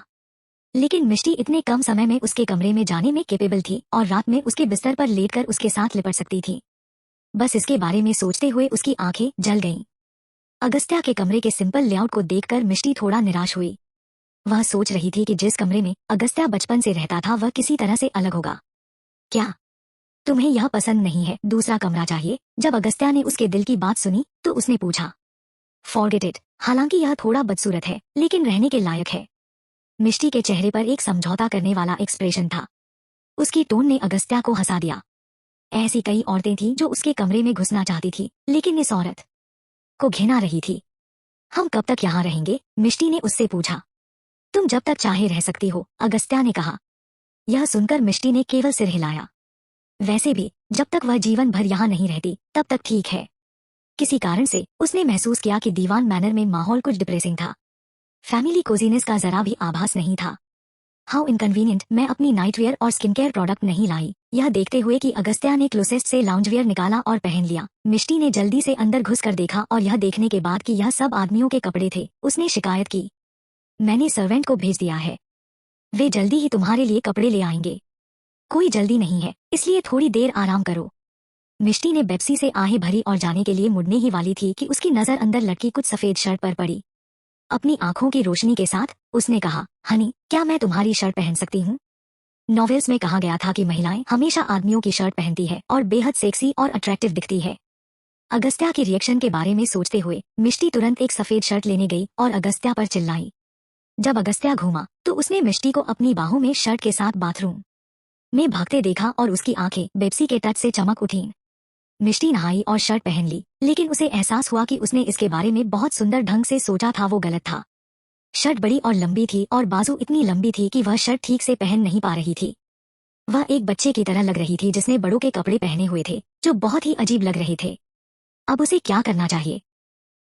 शीशे में खुद को देखते हुए मिष्टी में वास्तव में बाहर जाने की हिम्मत नहीं थी और डरती थी कि अगस्त्या उससे पूछेगा कि उसने यह क्यों पहना है। अच्छा लगता तो अच्छा होता, लेकिन अच्छा नहीं लगा। वह शर्ट पहनने के लिए बहुत पतली थी, इसलिए नॉवेल में जो लिखा गया वह सच नहीं था। वह आधे घंटे से ज्यादा समय तक अंदर पड़ी रही जब तक कि अगस्त्या की चिंतित आवाज बाहर नहीं निकली। मिष्टी, क्या तुम अभी तक नहाई नहीं? बहुत देर तक मत भीगना, क्योंकि यह तुम्हारी हेल्थ के लिए अच्छा नहीं है। मिष्टी ने जल्दी से जवाब दिया, मैं जल्द ही तैयार हो जाऊंगी। इसके साथ उसने नहाने के तौलिए को अपने कंधों पर लपेट लिया और बड़ी शर्ट को निचोड़कर बाहर भाग गई। जब अगस्त्या ने शर्ट के चारों ओर लिपटे बाथ टॉवल के साथ उसकी अजीब ड्रेस को देखा तो भौचक्का रह गया और कहा, ठंड है? नहीं, ठंड नहीं है। मिष्टी ने बार बार अपना सिरना में हिलाया और शर्मिंदगी भरे एक्सप्रेशन से कहा, अगर तुम बाथरूम का इस्तेमाल करना चाहते हो तो जाओ, मैं सो रही हूँ। वह मुड़ी और बिस्तर पर भाग गई। अगस्त्या ने उसे हैरान देखा और फिर बाथरूम में चला गया। कुछ देर बाद कमरे के दरवाजे पर दस्तक हुई। मिष्टी की आंखों में हल्की सी चमक आ गई और वह तेजी से दौड़ी चली आई। बाहर नौकरानी अपने हाथों में कई बैग लिए हुए थी। जब उसने मिष्टी को बाहर आते देखा तो उसने होने चेहरे पर एक सम्मानजनक एक्सप्रेशन के साथ कहा, मैडम, ये वे चीजें हैं जो आपको विला से भेजी गई हैं। Thank you. यह सुनते ही मिष्टी की आंखें चमक उठीं। उसने जल्दी से उन्हें ले लिया। उसने बैग खोला और देखा कि उसका नाइटवेयर और स्किन केयर प्रोडक्ट सभी थे। उसने जल्दी से अपना गाउन, शर्ट उतारी और गाउन पहनने चली गई। उसे डर था कि अगस्त्या अचानक बाहर आ जाएगा, इसलिए वह जल्दी में थी और क्लिप उसके सिर पर अटक गई। वह इसे तब तक खींच नहीं सकती थी जब तक कि हाथों की एक जोड़ी ने अचानक हाथ नहीं बढ़ाया और उसे खींच लिया। मिष्टी ने राहत की सांस ली। कितना दम घुट रहा था। जब उसने आंखें उठाई और अगस्त्या को पास खड़ा देखा तो वह अकड़ गई। जब अगस्त्या बाहर आया तो उसने मिष्टी को देखा। उसका गाउन मुड़ा हुआ था और उसने नीचे गुलाबी पैंटी पहन रखी थी। चैप्टर 172। किसने तुम्हें दुखी किया? तुम इतने बेचैन हो कि तुम ठीक से नाइट गाउन भी नहीं पहन सकती? अगस्त्या ने उसे छेड़ा। यह तुम्हारी शर्ट है जो इतनी बदसूरत है कि मैं अपने नाइट गाउन में बदलने का इंतजार नहीं कर सकती थी। मिष्टी ने अपने चेहरे को छुआ जो घुटन से भर गया था। हम्मा, मैंने तुम्हें पहनने को कब कहा? अगस्त्या ने पूछा। उसकी टकटकी अपनी शर्ट पर पड़ी किसी कारण से। जब मिष्टी ने उसकी शर्ट पहनी तो उसे एक अलग तरह का एहसास हुआ। जल्दी सो जाओ, क्या तुम्हें कल शूटिंग पर नहीं जाना है? उसने मिष्टी को याद दिलाया। मैंने अभी तक अपनी स्क्रिप्ट नहीं पढ़ी है। जैसे ही मिष्टी ने अगस्त्या को सुना वह तुरंत बेचैन हो गई और जल्दी से अपनी स्क्रिप्ट ढूंढने चली गई। अगस्त्या ने चुपचाप लाइट को सबसे ज्यादा आंखों के अनुकूल में बदल दिया। यह देखकर कि मिष्टी सीरियस थी उसने उसे परेशान नहीं किया और कमरे से बाहर चला गया। जब मिष्टी ने स्क्रिप्ट को याद किया था तब तक बहुत देर हो चुकी थी। वह थोड़ी उनिंदा थी लेकिन उसने देखा कि अगस्त्या अभी तक वापस नहीं आया था। वह सिहर उठी और बाहर चली गई। दीवान मैनर के अंदर के सभी लोग पहले ही सो चुके थे। बड़ी हवेली अभी भी एक डरावनी फिल्म की तरह मंद पीली रोशनी से जगमगा रही थी। मिष्टी किसी कारण से कांप उठी। जब से वह अपने पुनर्जन्म से वापस आई थी वह अकेले होने से डरती थी और उसे लगता था कि अगर उसके पुनर्जन्म जैसा कुछ पॉसिबल है तो क्या दुनिया में भूत हो सकते हैं। कुछ देर चलने के बाद बिना किसी को देखे मिष्टी थोड़ी चिंतित थी। अगस्त्या कहाँ गया? वह अपने नाइट गाउन इधर उधर चल रही थी। वह कॉल करने के लिए अपने सेल फोन पर जाने ही वाली थी कि अचानक उसे अपनी पीठ के नीचे एक ठंड महसूस हुई जैसे कि कोई कुछ देखा रहा हो और वह मुड़ी और जम गई। करण अपने हाथ में एक कप पकड़े हुए था और थोड़ी दूरी पर खड़े होकर उसकी दिशा में देख रहा था। टकटकी ने एक पल के लिए मिष्टी के दिमाग को झकझोर कर रख दिया। जब मिष्टी ने मुड़कर देखा तो करण भी एक पल के लिए ठिठक गया। करण ने उसके मुड़ने की उम्मीद नहीं की थी और कुछ टालमटोल करते हुए अपनी निगाहें हटा लीं। फिर चलने की पहल की और गहरी आवाज में पूछा, तुम क्या ढूंढ रही हो? उसकी आवाज बहुत कोल्ड थी और थोड़ी ठंडक के बीच कोमलता भी थी। जब मिष्टी पहली बार उससे मिली थी तो वह करण की आवाज से इतनी इम्प्रेस हुई थी कि वह पूरे दिन बास्केटबॉल क्लब में बस उसकी बातें सुनने के लिए जाती थी। अगर वह एक या दो सेंटेंस सुन पाती तो वह कई दिनों तक एक्साइटेड थी। लेकिन तब उसकी आवाज इतनी कोल्ड थी कि उसमें गर्माहट का नामो निशान नहीं था। जब मिष्टी ने इसे सुना तो न केवल उसे खुशी का एक निशान महसूस नहीं हुआ बल्कि उसे एक अजीब सा एहसास हुआ। जब करण ने उसे एक सावधान एक्सप्रेशन से घूरते देखा तो उसके एक्सप्रेशन एक पल के लिए अजीब हो गए, लेकिन नहीं जानता था कि क्या कहे। वह किसी लड़की की सुंदर पीठ को देखकर मुग्ध होने की एक्सपेक्टेशन नहीं कर रहा था कि वह अपने होश में नहीं आ पा रहा था। मिष्टी के बारे में उसे जो सबसे ज्यादा याद था वह यह था कि वह उसे देखना भी नहीं चाहता था और यहाँ तक कि घृणा भी करता था, लेकिन वो अब अनजाने में उसका ध्यान ज्यादा से ज्यादा अट्रैक्ट कर रही थी। बदकिस्मती से जब वह अपने होश में वापस आया तो वह अपनी भावनाओं पर काबू करने में बहुत धीमा था। उसने महसूस किया कि चीजें अब कंट्रोल से बाहर हो गई थी। वे सिर्फ दुश्मन हो सकते हैं। सॉरी, मैं बस यूं ही यहाँ से गुजर रहा था, करण ने उसे समझाया। जब मिष्टी ने देखा कि करण का मतलब कोई नुकसान पहुंचना नहीं था तो उसने अपनी सतर्क निगाहें हटा लीं। क्या तुमने अपने बड़े भाई को देखा है? जब मिष्टी ने पूछा तो उसे थोड़ा पछतावा हुआ। कोई भी आज शाम बाहर नहीं गया है, इसलिए उसे स्टडी रूम में होना चाहिए, करण ने अपनी आंखों में कुछ कॉम्प्लिकेटेड नजर से कहा। जब मिष्टी ने यह सुना तो उसने सिर हिलाया और वहां से जाने लगी। 2 कदम चलने के बाद वो रुकी और पीछे मुड़कर उसने पूछा, स्टडी रूम कहाँ है? 3री मंजिल। मैं तुम्हें दिखाता हूँ। दीवान मनोर विशाल था जिसमें हर मंजिल पर कई कमरे थे। यहाँ तक कि अगर उसने मिष्टी को बताया तो भी वह उसे ढूंढ नहीं पाएगी। इसलिए उसने मिष्टी को लीड करने की पेशकश की। मिष्टी झिझकी और करण के कांटेक्ट में नहीं आना चाहती थी, लेकिन वह कमरों से घिरी हुई थी, जिसका मतलब था कि वह रास्ता नहीं खोज पाएगी। मिष्टी को उसके साथ जाने के अलावा कोई चारा नहीं था। जब वे चल रहे थे तो उनके बीच इतनी शांति थी कि उनकी सांसें भी सुनी जा सकती थी। मालती अपने भाई के फोन कॉल का जवाब देने के लिए बाहर आई थी, क्योंकि वह विजय को परेशान करने से डरती थी, जो कमरे में सो रहा था। लेकिन उसने करण और मिष्टी को एक साथ तीसरी मंजिल तक जाते देखने की उम्मीद नहीं की थी। उसकी आंखों में चमक आ गई और उसने अपने भाई की बात खत्म होने का इंतजार किए बिना फोन रख दिया। वे दोनों अभी तीसरी मंजिल पर ही गए थे कि एक महिला की आवाज ने उन्हें रोक दिया। मिष्टी, तुम करण का पीछा क्यों कर रही हो? मिष्टी और करण ने मुड़कर अग्रेसिव मालती को देखा। मैं किसी को ढूंढ रही हूँ। क्यों, क्या बात है? ढूंढ रही हो? तीसरी मंजिल पर किसे ढूंढ रही हो? मैंने सुना था कि तुमने कॉलेज में करण का बहुत पीछा किया, तो यह सच है? मालती ने घृणा भरी नजरों से अपनी बात जारी रखी। तुम्हारी शादी अगस्त्या से हो गई, लेकिन तुम इतनी बेशर्म कैसे हो सकती हो कि आधी रात में मेरे बेटे का पीछा कर रही हो? मिष्टी उसकी बेतुकी बातों से ढंग थी। वहीं दूसरी तरफ करण चुप था। अचानक थोड़ी दूर स्टडी रूम का दरवाजा खुला। अगस्त्या, अगस्त्या को देखकर मालती का चेहरा एक्साइटमेंट से भर गया। क्या तुम्हें पता नहीं है कि मिष्टी आधी रात को यहाँ क्यों आई? उसने मिष्टी की ओर इशारा किया। मैं यहाँ क्यों हूँ? बेशक मैं यहाँ आई क्योंकि मेरे पति यहाँ हैं। मिष्टी ने उसकी बेतुकी बात सुनकर स्पीचलेस थी। तुम अब इनोसेंट बनने की कोशिश कर रही हो। मैंने अभी अभी देखा कि तुम मेरे बेटे का पीछा कर रही थी, मालती ने गुस्से में कहा। अगर आपका बेटा मेरे सामने चल रहा है तो मैं उसका पीछा कर रही हूँ। क्या तीसरी मंजिल आपके परिवार की है और मैं ऊपर नहीं आ सकती?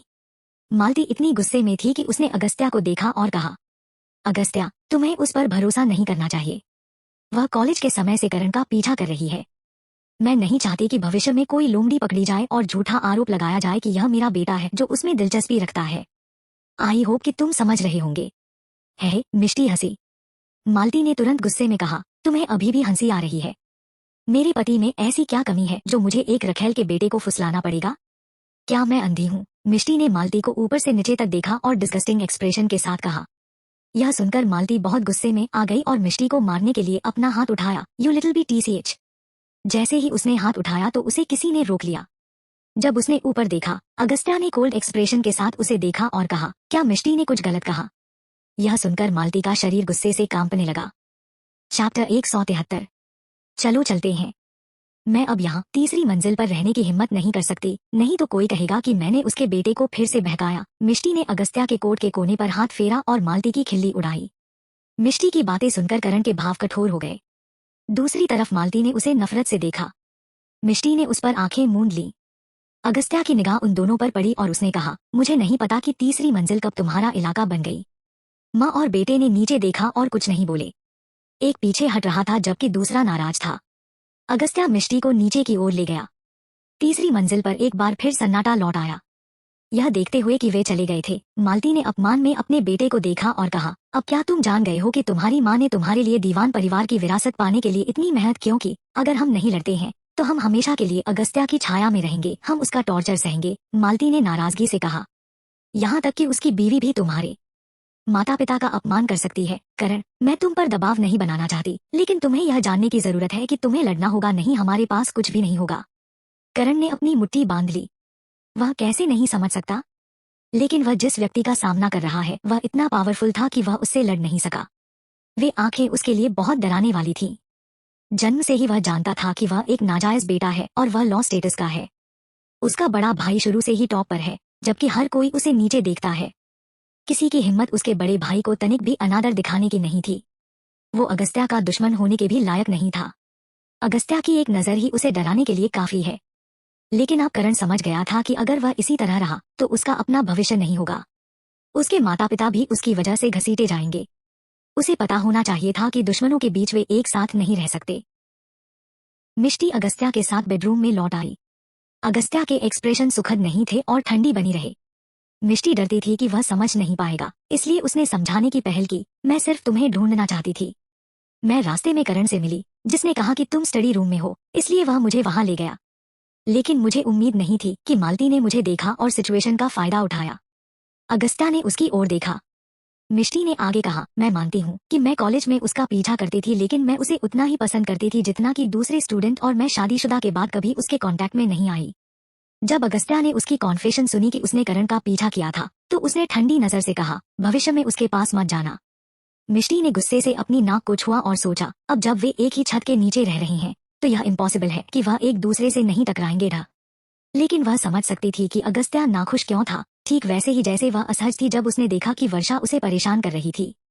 मिष्टी ने अपना सिर हिलाया और कहा, मैं उससे अपनी दूरी बनाए रखूंगी। अगस्त्या की टकटकी थोड़ी नरम हो गई और उसने कहा, आज तुमने सही काम किया। हम्मा, मिष्टी ने कुछ असमंजस से उसकी ओर देखा। अगस्त्या ने धीरे से कहा, तुमने उन्हें अच्छी तरह से संभाला है। मिष्टी ने सिर हिलाया और कहा, यह नेचुरल है। वे परेशानी की तलाश में थे।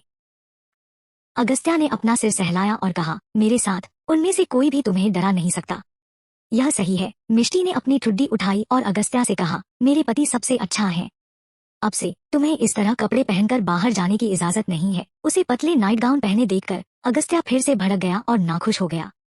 अगर वे विला में होते तो अगस्त्या को बुरा नहीं लगता कि उसने इसे पहना है, क्योंकि आखिरकार केवल वह ही उसे देख सकता था। लेकिन दीवान मैनर के अंदर एक लड़का था जिसे वह प्यार करती थी और अगस्त्या उसके उस तरह के कपड़े पहनने और उसके सामने इधर उधर भटकने के बारे में सोचकर परेशान हो गया था। इसलिए मिष्टी ने अपनी आंखें नीची कर ली और अपने नाइट गाउन को देखा। उसके ब्रेस्ट और जांघें सामने नहीं आ रही थी। यहाँ तक कि आस्तीन एक एक्सटेंडेड वर्जन में थे और कमर के चारों ओर एक बेल्ट बंधी हुई थी। मिष्टी उसके पास आई और मजाक में कहा, हनी, क्या तुम्हें जलन हो रही है? अगस्त्या ने अपना चेहरा झुकाया और कहा, मैं तुम्हें कल एक नई नाइट गाउन भेजूंगा। क्या यह अच्छा नहीं लगता? मिष्टी ने पलक झपकाई। अगस्त्या ने सिरनामे हिलाया। इस बारे में क्या? मिष्टी ने अपनी बेल्ट खींची। अगस्त्या की आंखों में अंधेरा छा गया और उसने कहा, तुम मेरे साथ फ्लर्ट कर रही हो और तुम्हें पसंद है। मिष्टी ने अपने हाथों को उसके गले में डालकर कहा। अगस्त्या का एडम एप्पल थोड़ा ऊपर और नीचे उछला। मिष्टी धीरे से मुस्कुराई और जैसे ही उसके मुंह के कोने अलग हुए, उसने महसूस किया कि उसका पूरा शरीर अचानक हवा में उठ गया। मिष्टी के कानों के पास से अगस्त्या आवाज सुनाई दी, तुम्हें जल्द ही पता चल जाएगा कि मुझे यह पसंद है या नहीं। अगस्त्या ने मिष्टी को अपनी बाहों में देखा और उसे चूमने से नहीं रोक सका। उनकी सांसें, जुबानें, सिसकियां और करा आपस में उलझ गईं। उनकी किस अनंतकाल से चल रही थी। दोनों में से कोई भी एक दूसरे के होठों को छोड़ना नहीं चाहता था। जब अगस्त्या ने अपना चेहरा दूर कर लिया तो मिष्टो ने उसे जाने नहीं दिया और अगस्त्या के होठों को वापस पकड़ लिया। एक डीप किस के बाद अगस्त्या ने अपनी आंखें खोली और मिष्टी की आंखों को देखा। अगस्त्या नीचे झुक गया और चिढ़ाते हुए उसके होठों को छुआ। वह बार बार उसे छेड़ रहा था, जिसे वह और ज्यादा चाहती थी। अधीरता से मिष्टी ने पंजों के बल झुककर उसके होठों को चूमने की कोशिश की। उसकी आंखें जल रही थी और उसके लाल होंठ खुले और इनवाइट कर रहे थे। उसके ब्रेस्ट अगस्त्या के शरीर को धक्का दे रहे थे, जिससे मिष्टी को समझ आ गया था कि वह उसे चिढ़ा रहा था। अगस्त्या नीचे झुक गया और उसके बाएं कान के पास झुक गया। क्या तुम इसे चाहती हो? अगस्त्या की आवाज कर्कश थी। मिष्टी ने अगस्त्या के बाएं कान पर नजर डाली, जो उसके होठों के सामने था। उसने अगस्त्या जवाब नहीं दिया। उसने सीधे उसके बाएं कान पर काट लिया। एक व्यक्ति का कान हमेशा एक सेंसिटिव जगह होती है। अगस्त्या अलग नहीं था। वह तुरंत कांप उठा। अगस्त्या की रिएक्शन देखने के बाद भी मिष्टी ने जाने नहीं दिया। उसने उसके कोमल कान को चबाया और उसे कई बार चाटा। इस बार अगस्त्या करा उठा। मिष्टी फुसफुसाए, क्या तुम इसे चाहते हो? उसने अगस्त्या के शब्द उसे वापस दे दिए। मिष्टी को उसके अचानक भड़कने पर शर्म महसूस हुई। उसने दूर जाने की कोशिश की। हालांकि अगस्त्या के होंठ उसके होंठ पर गए। इस बार अगस्त्या ने उसे तंग नहीं किया। उसके अंदर की आग अब नहीं बुझी। उसने मिष्टी की जीभ में एंटर किया। उनके होंठ और जीभ चुंबक की तरह थे। जैसे चुंबक के अपोजिट पोल एक दूसरे को अट्रैक्ट करते हैं, वैसे ही उनकी जीभ भी आपस में चिपकी हुई थी। नर्म, गर्म और भीगी जुबानें एक दूसरे को छेड़ रही थी। उनका चेहरा गर्म हो गया और उनकी सांसें गर्म हो गईं। अगस्त्या को अचानक बहुत गर्मी महसूस हुई। उसने अपनी शर्ट उतार दी। जब अगस्त्या के हाथ मिष्टी के शरीर पर घूमने लगे तो वे खुशी से झूम उठे। अगस्त्या को मिष्टी की पीठ पर उसकी ड्रेस का छिपा हुआ जिप मिला। अगस्त्या ने बड़े करीने से उसे नीचे खींच लिया। फिर उसका बायां हाथ मिष्टी की नंगी पीठ को छू गया। मिष्टी की स्किन इतनी चिकनी थी कि अगस्त्या का हाथ लालची हो गया था। मिष्टी के पैर निकल गए थे, इसलिए अगस्त्या को उसके पैरों को पकड़ना पड़ा और फिर उसने उन्हें अपनी कमर के चारों ओर रखने की कोशिश की। और फिर उसने मिष्टी की ड्रेस के दोनों तरफ के पतले फीतों को छुआ। इसके बाद उन्होंने धीरे से ड्रेस उतारी। ड्रेस नीचे सरकने के बाद वह उसकी लाल ब्रा और पैंटी देख पा रहा था। डिजाइन इतना सेक्सी था कि अगस्त्या तुरंत उन्हें अलग करना चाहता था। मिष्टी ने देखा कि अगस्त्या की निगाहें उसके शरीर पर चिपकी हुई थी और वह बहुत शर्मिंदा थी। माँ, अगस्त्या की गहरी आंखें जल रही थी। उसका इरेक्शन उसे जोर से मार रहा था। उसने उसके पैर ले लिए और उन्हें बिना किसी बाधा के अपने चारों ओर लपेट लिया। उन्होंने एक दूसरे को पागलों की तरह चूमा। न्यू लियांग उसे चूमते हुए धीरे धीरे बेडरूम के अंदर चली गई और फिर उसे बिस्तर पर लिटा दिया। अगस्त्या ने अब उसके पूरे शरीर को चूमना शुरू कर दिया। अगस्त्या उसके गले, गर्दन, कॉलर बोन और अंत में अपने होठों और जीभ से उसकी दरार का पता लगाया। जब वह उसे चाट रहा था, चूम रहा था, तो वह अपने चूमने के निशान छोड़ना नहीं भूला था। हर बार मिष्टी जोर से कराहती थी जब अगस्त्या उसके सेंसिटिव एरिया को छूता और खेलता था। अगली सुबह मिष्टी अपनी आंखों के नीचे डार्क सर्किल लिए नीचे आई और कमजोर दिख रही थी। बटलर ने उसे देखा और चिंतित होकर पूछा, मिष्टी, आप ठीक हो? मिष्टी हंसी और बोली, मैं ठीक हूँ। मुझे थोड़ी नींद आ रही है। चूंकि विला का बटलर बहुत अच्छा था, वह दीवान मनोर में बटलर के साथ असहज महसूस नहीं करती थी। वो उसके साथ थोड़ी बहुत फ्रेंडली भी थी। चैप्टर 174। पहले दिन मिष्टी दीवान मैनर में 10 बजे तक सोई। क्या दीवान परिवार की मालकिन को इतनी देर तक सोना चाहिए? मालती, जो नीचे बैठी थी, ने उसका मजाक उड़ाया। मिष्टी अपने ट्रैक पर रुकी और उसने देखा कि किरण और बाकी लोग वहां मौजूद थे। दादाजी और दादी कहीं नजर नहीं आ रहे थे। उसने एक आईब्रो उठाई और कहा, क्या दीवान परिवार के पास 10 बजे तक सोने के खिलाफ नियम है? यह सुनकर मालती का दम घुट गया। किरण और नताशा चुप थे। वे कल रात मिष्टी के कुकर्मों के बारे में बताने के लिए रानू के आने का इंतजार कर रहे थे। हालांकि दोनों बुजुर्ग खुशी खुशी अपना सामान पैक कर रहे थे, मानो वे जाने के लिए तैयार हों। माँ और बेटी को यह जानकर हैरानी हुई कि अगस्त्या ने 2 बुजुर्गों को एक नेशनल टूर प्रोग्राम में एनरोल किया था। बुजुर्ग खुश थे क्योंकि वे अपनी उम्र के अन्य लोगों के साथ यात्रा करेंगे। वे बहुत खुश थे और सुबह जल्दी जाने के लिए एक्साइटेड थे। अगर किरण ने इस तरह के समय में ये भयानक बातें कही, तो क्या यह उन दोनों को घर छोड़ने से पहले असहज नहीं करेगा? हालांकि वह बहुत गुस्से में थी, उसने इस समय दोनों बड़ों को नाराज करने की हिम्मत नहीं की और केवल उन्हें हेलीकॉप्टर पर चढ़ते हुए देख सकती थी। इस ट्रिप से वे कब लौटेंगे, इसका कोई ठिकाना नहीं था। उनके जाने से पहले उन्होंने यह भी बताया कि दीवान मैनर के लिए सब कुछ अगस्त्या द्वारा अरेंज किया जाएगा।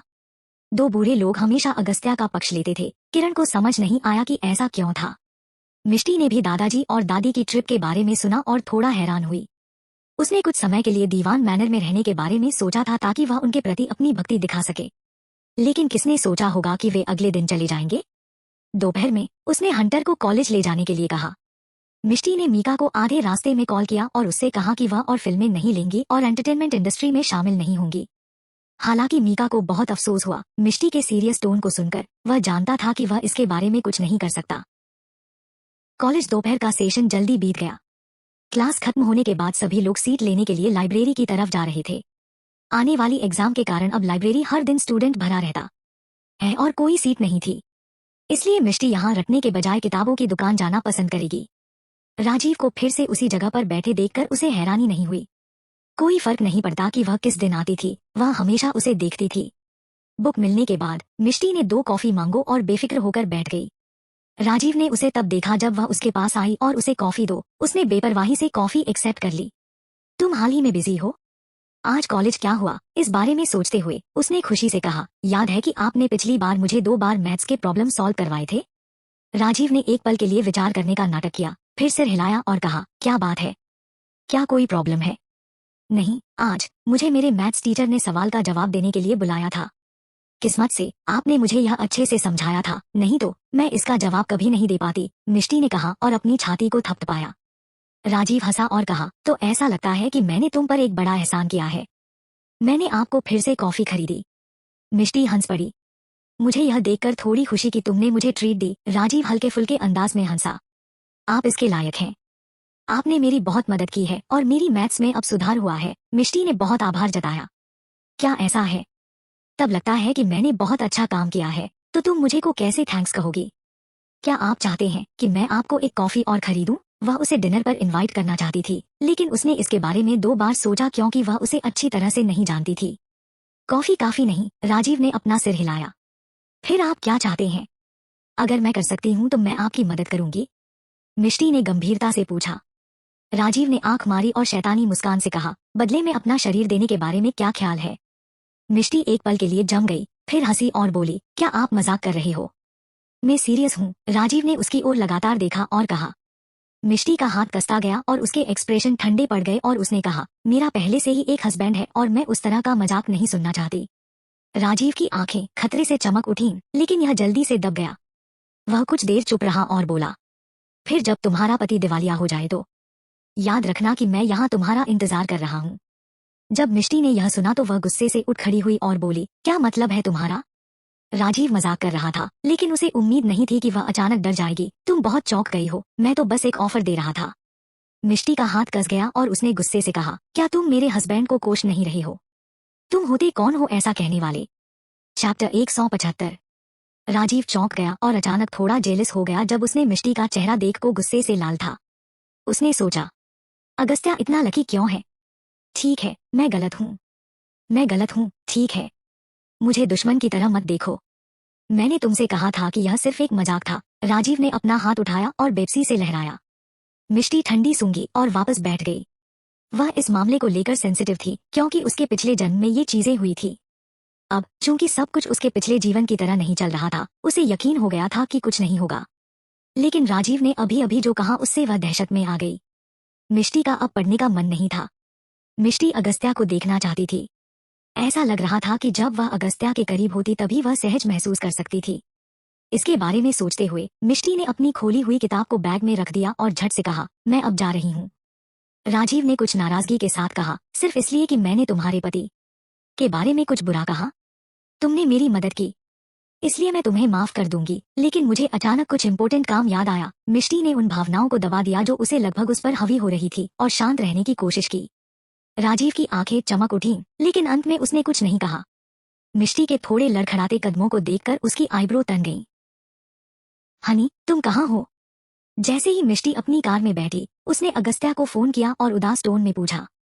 अगस्त्या बोला, मैं ऑफिस में हूँ। तुम्हें कुछ इम्पोर्टेंट काम है? कुछ नहीं, मुझे बस तुम्हारी याद आ रही है। अगस्त्या रुका और थोड़ा हैरान हुआ। हालांकि वह जानता था कि मिष्टी अक्सर अपनी फीलिंग्स को जाहिर करने में पहल करती है, यह पहली बार था जब उसने उन्हें इतनी गहराई से जाहिर की थी। अगस्त्या को खुश होना चाहिए था, लेकिन उसका दिल डूब गया और उसने कुछ चिंता के साथ पूछा, तुम कहाँ हो? मैं तुम्हें लेने आ रहा हूँ। मैं कार में हूँ, क्या तुम काम छोड़ रहे हो? क्या मैं तुम्हारे पास आ सकती हूँ? मिष्टी ने कमजोर होकर पूछा। यह सुनकर अगस्त्या ने राहत महसूस की और नरम लहजे में कहा, ठीक है, मैं तुम्हारा इंतजार कर रहा हूँ। जल्दी आओ। हम आज रात पीने के लिए तैयार हुए थे। और तुम जा रहे हो? तुषार ने देखा कि अगस्त्या मिष्टी के बुलावे के बाद जा रहा था। यार, अगर तुमने मुझसे वादा नहीं किया होता तो मैं लांस यॉर्क को मिलने के लिए नहीं बुलाता। अगर तुम चले गए तो मैं क्या करूंगा? उस आदमी को बेवकूफ बनाना आसान नहीं है, तुषार ने कहा। अगस्त्या ने पीछे मुड़कर देखे बिना कहा, मैं मिष्टी को लेकर घर जा रहा हूँ और बाकी बातें आज रात तुम्हें बताता हूँ। अगर तुम डरे हुए हो तो ब्लैक ईगल को अपने साथ ले जाओ। इतना सुनते ही ब्लैक, जो बैठा चाय पी रहा था, अकड़ गया। क्या तुम सोनाली को नहीं देखना चाहती? मेरे पास आज रात करने के लिए कुछ नहीं है, इसलिए मैं तुम्हें वहां ले जाऊंगा। जैसे ही मिष्टी अगस्त्या के बगल में बैठी, अगस्त्या ने उससे पूछा। मिष्टी पहले से ही इसके बारे में जानती थी। जब अगस्त्या ने इसके बारे में पूछा तो मिष्टी की आंखों में चमक आ गई और उसने कहा, ठीक है। कार शोरगुल वाली सड़क को पार कर गई। आसपास का एरिया धीरे धीरे शांत हो गया और पैदल चलने वालों की संख्या भी कम होती गई। मिष्टी ने क्यूरोसिटी से आसपास के सीनरी को देखा। जल्द ही कार के अचानक एक अंडरग्राउंड सुरंग में घुसते ही अंधेरा हो गया और कुछ मिनटों के बाद कार रुक गई। मिष्टी ने जब देखने के लिए अपना सिर उठाया तो उसने देखा कि चारों ओर कारें खड़ी थी, जैसे एक अंडरग्राउंड पार्किंग है। हम आ गए हैं। अगस्त्या कार से बाहर निकला और अपना हाथ मिष्टी की ओर बढ़ाया। मिष्टी ने अपना हाथ अगस्त्या के हाथ में दिया और तीनों एक लिफ्ट के सामने रुक गए।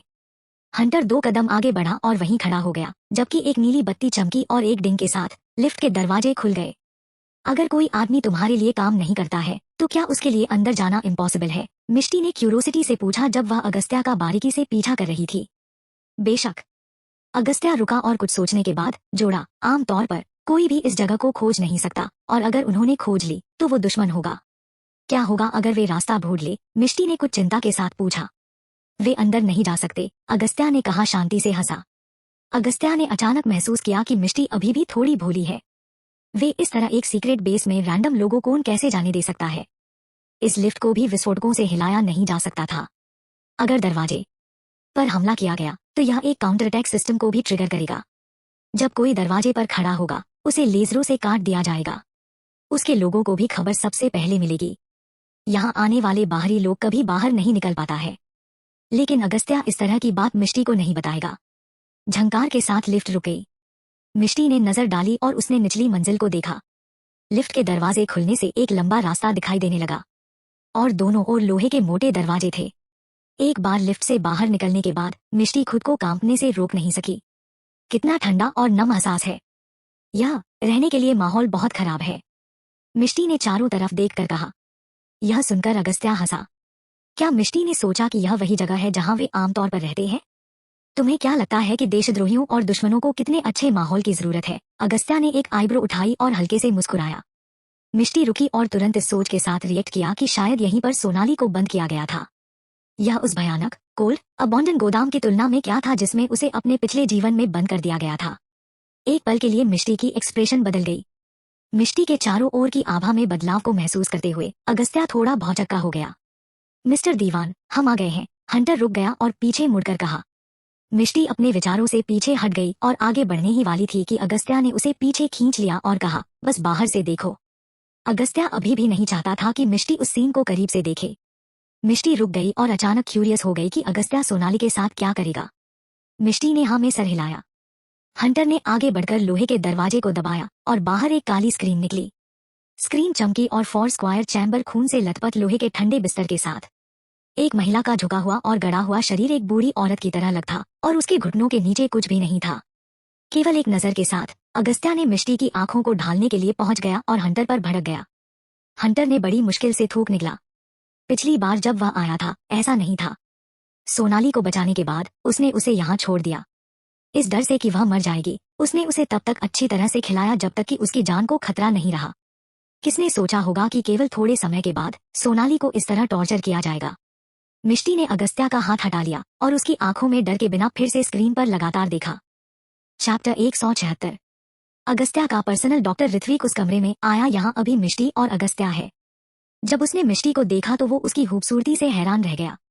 उस पर ऋत्विक सीधे खड़ा हो गया और मिष्टी की ओर गया। हेलो मिष्टी। मिष्टी ने ऋत्विक की ओर देखा जो उसे एक्साइटमेंट लुक से मिष्टी को देख रहा था और एक हल्की मुस्कान के साथ कहा, हेलो। ऋत्विक तुरंत मिष्टी की मुस्कान से कायल हो गया। कोई हैरानी नहीं कि आकाश हमेशा इस बात की शेखी बघारता था कि मिष्टी कितनी खूबसूरत है। वह सिर्फ खूबसूरत ही नहीं थी, वह बस स्वर्ग की परी जैसी थी। हंटर ने खांसा जब उसने देखा कि अगस्त्या के डार्क एक्सप्रेशन हो गए जब ऋत्विक स्मोकी एक्सप्रेशन से मिष्टी को देख रहा है। ऋत्विक, मिस्टर दीवान को तुमसे कुछ पूछना है। ऋत्विक जम गया, फिर सीरियस हो गया, सिर हिलाया और बोला, ठीक है। मिष्टी उसके पीछे पीछे लिफ्ट में गई और जल्द ही स्टडी की तरह सजाए गए एक कमरे में पहुंची। मिष्टी अगस्त्या के बगल में बैठ गई और जब उसने देखा कि टेबल पर फ्रूट है तो उसने से अपना हाथ बढ़ाया। हंटर ने पूछा, सोनाली की हालत ऐसे कैसे हुई? यह सुनकर ऋत्विक जम गया, फिर उसकी एक्सप्रेशन थोड़ी बदल गई और वह हकलाया, तुमने ही मुझे कोई दया नहीं दिखाने के लिए कहा था, तो मैं बस। हंटर के मुंह के कोने फड़फड़ाए। जब उसने दया नहीं दिखाने के लिए कहा तो उसका मतलब सोनाली को इलाज के दौरान कुछ दर्द देना था, सोनाली के पैरों को काटना नहीं था। ऋत्विक सरफेस पर इतना जेंटल लग रहा है तो वह इतना खून का प्यासा कैसे था? यह मेरी गलती नहीं है, यह सोनाली की गलती है। उसके पैर ठीक नहीं हुए हैं, फिर भी वह हर दिन दरवाजे पर रेंगती है। हमने देखा उसके पैरों के टिश्यू नेक्रोटिक थे। अगर वे नहीं काटे जाते तो वह मर जाती, ऋत्विक ने शिकायत के साथ कहा। ठीक है, फिर भी तुम इतना खून नहीं बहा सकते। हंटर गुस्से में था। ऋत्विक उसकी डरावनी एक्सप्रेशन को देखा। उसने सोचा, जब यह आदमी लोगों को मारता है तब वो खून न बहाने के बारे में क्यों नहीं सोचता? अब खून के इस छोटे से टुकड़े ने हंटर को ऐसी अवस्था में डरा दिया। क्या वह अब भी वही हंटर था जिसे वह जानता था? जैसे ही हंटर ने ऋत्विक की अजीब एक्सप्रेशन पर एक नजर डाली, उसे पता चल गया कि वह क्या सोच रहा है। खांसते हुए उसके मुंह के कोने स्पीचलेस रह गए और बोले, फिर इसमें इतना खून क्यों है? हंटर थोड़ा चिंतित था कि ऋत्विक ने निजी तौर पर सोनाली के साथ कुछ ऐसा किया था जिसके बारे में कोई नहीं जानता था। आखिरकार उनके जैसे डॉक्टर जब बोर हो जाते थे तो ह्यूमन बॉडी को स्टडी करना पसंद करते थे। हालांकि ऋत्विक ने मासूमियत से समझाया, यह महिला बदबू मार रही थी, मैं उसे हॉस्पिटल नहीं ला सकता था, इसलिए मुझे वहां सर्जरी करनी पड़ी। अच्छा, तो वह समझ गया। मिष्टी ने ऋत्विक की तारीफ की, आप बहुत अच्छा काम कर रहे हैं। ऋत्विक ने चौंक कर कहा, थैंक यू मिष्टी, मैं अब से और कड़ी मेहनत करूंगा। अब जाओ। अगस्त्या ने चापलूसी भरे ऋत्विक पर एक नजर डाली और बोला। ऋत्विक ने अगस्त्या की डराने वाली चकाचौंध पर ध्यान नहीं दिया। उसने मिष्टी को एक एडमायर लुक के साथ देखा जिसने लोगों को थोड़ा हंसाया। मिष्टी इस बात से भी हैरान थी कि जाहिर तौर पर उसने पहली बार ऋत्विक को देखा था, लेकिन ऋत्विक को देखकर ऐसा क्यों लग रहा था जैसे वह उसे लंबे समय से जानता हो। देर हो चुकी है, चलो घर चलते हैं, अगस्त्या बोला। मिष्टी ने सिर हिलाया। उसे वापस जाकर अपने कॉलेज की असाइनमेंट भी पूरी करनी थी। इस समय दीवान मनोर में कुछ लोग नाखुश होकर मिष्टी के गलत कामों पर चर्चा कर रहे थे। क्या वह अभी भी एक स्टूडेंट है? 9 बज गए हैं और वह अभी तक वापस नहीं आई है। अगस्त्या इतना बेवकूफ है कि एक लड़की पर इतना मोहित हो गया है कि उसने अपने ही परिवार से मुंह मोड़ लिया। मालती, जो नाइनों के कपड़े पहने हुए थी, ने अपने चेहरे पर नाखुश एक्सप्रेशन के साथ कहा। किरण ने भी नाखुश एक्सप्रेशन के साथ कहा, मिष्टी कहाँ जाती है या क्या करती है, इस पर हमारा कोई कंट्रोल नहीं है। अगस्त्या तुम्हारे सबसे करीब हुआ करता था, लेकिन अब उसकी वजह से वह अक्सर आपका तुम्हारा करता है। मैंने सुना है कि कंपनी के बड़े एग्जीक्यूटिव नताशा और वर्षा को धमका रही हैं, और अगस्त्या एक भाई के रूप में वह बिल्कुल परवाह नहीं करता है, मालती ने कहा। नताशा ने उदास एक्सप्रेशन से कहा, हाँ मोम, आप नहीं जानती कि कंपनी में वे लोग कितना परेशान करते हैं। आज वर्षा को डायरेक्टर ने डांटा। मैंने कई ऑफर भी रखे, लेकिन मैनेजर खुश नहीं हुआ। मुझे लगता है कि मिष्टी ने अगस्त्या को हमें निशाना बनाने के लिए कहा होगा, इसलिए आपको मेरे लिए कुछ करना चाहिए। यह सुनकर किरण के एक्सप्रेशन तेजी से गुस्से में बने और उसने कहा, क्या वह सच में लोगों को तुम्हें इस तरह धमकाने दे रहा है? हाँ, नताशा ने अपने चेहरे पर एक शर्मिंदगी भरे एक्सप्रेशन के साथ कहा, वे लोग मेरे साथ ऐसा करने की हिम्मत पहले कभी नहीं करते थे। नताशा यहाँ भी गई, सभी ने उसकी रिस्पेक्ट की थी। उसने सोचा कि जब वह अगस्त्या की कंपनी में शामिल होंगी तो उसका भविष्य उज्जवल होगा, लेकिन किसने सोचा होगा कि चीजें इतनी बुरी होंगी। नताशा को यकीन हो गया था कि वह मिष्टी की वजह से इस सिचुएशन में है। अगर वह नहीं होती तो उसे निशाना नहीं बनाया जाता। जितना ज्यादा वह इसके बारे में सोचती थी, वह उतनी ही गुस्सा होती जाती थी। उसने नाराजगी भरे एक्सप्रेशन से अपनी माँ की ओर देखा और कहा, मोम, आपको मेरी मदद करनी चाहिए।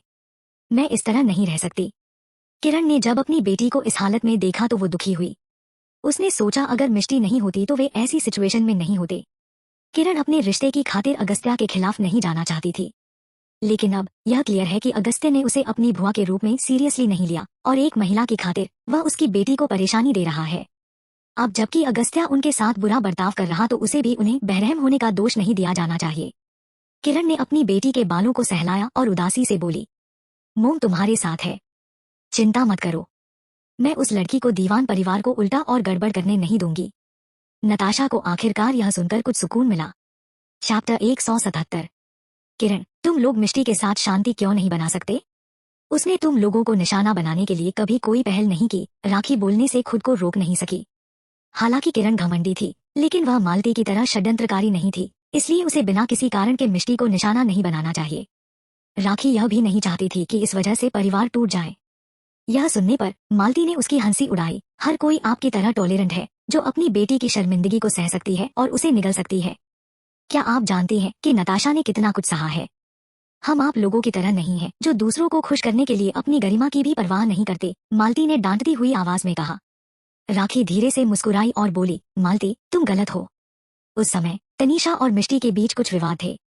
जांच करने के बाद मुझे समझ में आया कि यह मेरी बेटी थी जिसने मिष्टी को पहले उकसाया था। यह मेरी गलती है कि मैं अपनी बेटी को बड़ों की इज्जत करना नहीं सिखा पाई। अगर हम अपने बच्चों को यह नहीं सिखाएंगे कि कैसे अच्छा व्यवहार करना है, तो कोई दूसरा उन्हें अच्छा व्यवहार करना सिखाएगा, ताकि बच्चा सही गलत को समझ सके। यह हम माता पिता को करना चाहिए, बजाय इसके कि बार बार बच्चे की शिकायत सुने और मामले की सच्चाई जाने बिना दूसरों को दोष दे। जब किरण ने ये शब्द सुने तो वह थोड़ा सोचने लगी। वह अगस्त्या के साथ संबंध तोड़ना नहीं चाहती थी। आखिरकार वो उसका भतीजा है, लेकिन वो अपनी बेटी को दुखी भी नहीं देख सकती थी। किरण के फैसले की भावना गुस्से से घिर गई थी। वह गुस्से में अपनी बेटी का बदला लेना चाहती थी, लेकिन राखी के शब्द भी गलत नहीं थे। नताशा मिष्टी से इतनी नफरत क्यों करती है? एक 20 साल की लड़की कैसे नताशा को उकसा सकती है? किरण की शक की निगाह अपनी बेटी पर पड़ी। नताशा को एक पल के लिए घबराहट हुई, लेकिन कुछ सोचने के बाद वह फिर से सीधी हो गई और राखी की ओर गुस्से से बोली, मामी, आप मिष्टी की तरफ हैं, इसलिए आप उसके लिए बोल रही है। क्या आपको लगता है कि मुझे नहीं पता आरव और तनीषा जानबूझकर उसे खुश करने और हर दिन उसका पीछा करते हैं? यह शर्मनाक है और केवल आपका परिवार ही ऐसी चीजें कर सकता है। नताशा ने अपने चेहरे पर डिस्गस्टिंग एक्सप्रेशन के साथ कहा। राखी ने बिना कुछ और कहने के अपना सिर हिलाया और कहा, मुझे बस इतना ही कहना है। मैं बस यही चाहती हूँ कि परिवार में शांति बनी रहे।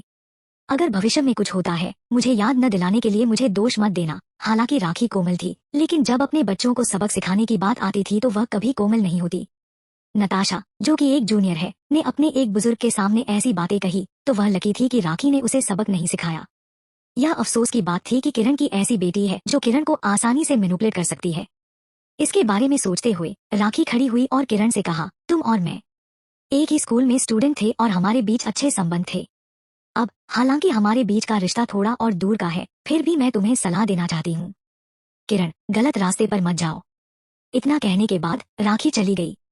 जब वो किरण के पास से गुजरी तो वह फिर से रुक गई और केवल 2 लोगों को सुनाई देने वाली आवाज में कहा, अगस्त्या ने हमेशा तुम्हारा सम्मान किया है। अगर तुम्हारी बेटी ने कुछ गलत नहीं किया होता तो वह ऐसा कभी नहीं करता, इसलिए इसके बारे में सोचो। किरण ने राखी को जाते देखा और गहरी सोच में पड़ गई। जब मालती ने यह देखा तो उसकी आंखों में एक ठंडी चमक आ गई। डैम राखी, तुम किरण को अपने साथ घसीटना चाहती हो, सपने देखती रहो।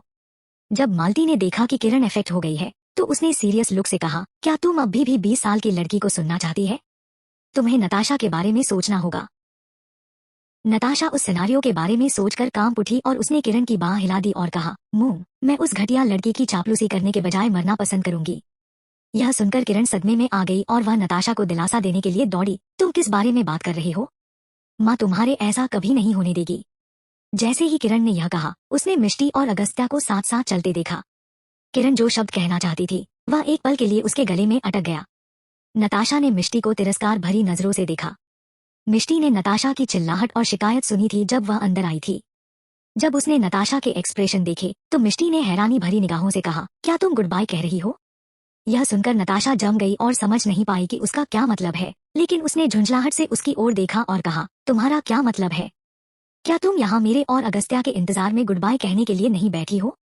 मिष्टी ने आह भरते हुए कहा, मैंने तुम्हें बहुत देर तक इंतजार कराया, लेकिन हमें गुड बाय या कुछ भी कहना जरूरी नहीं है।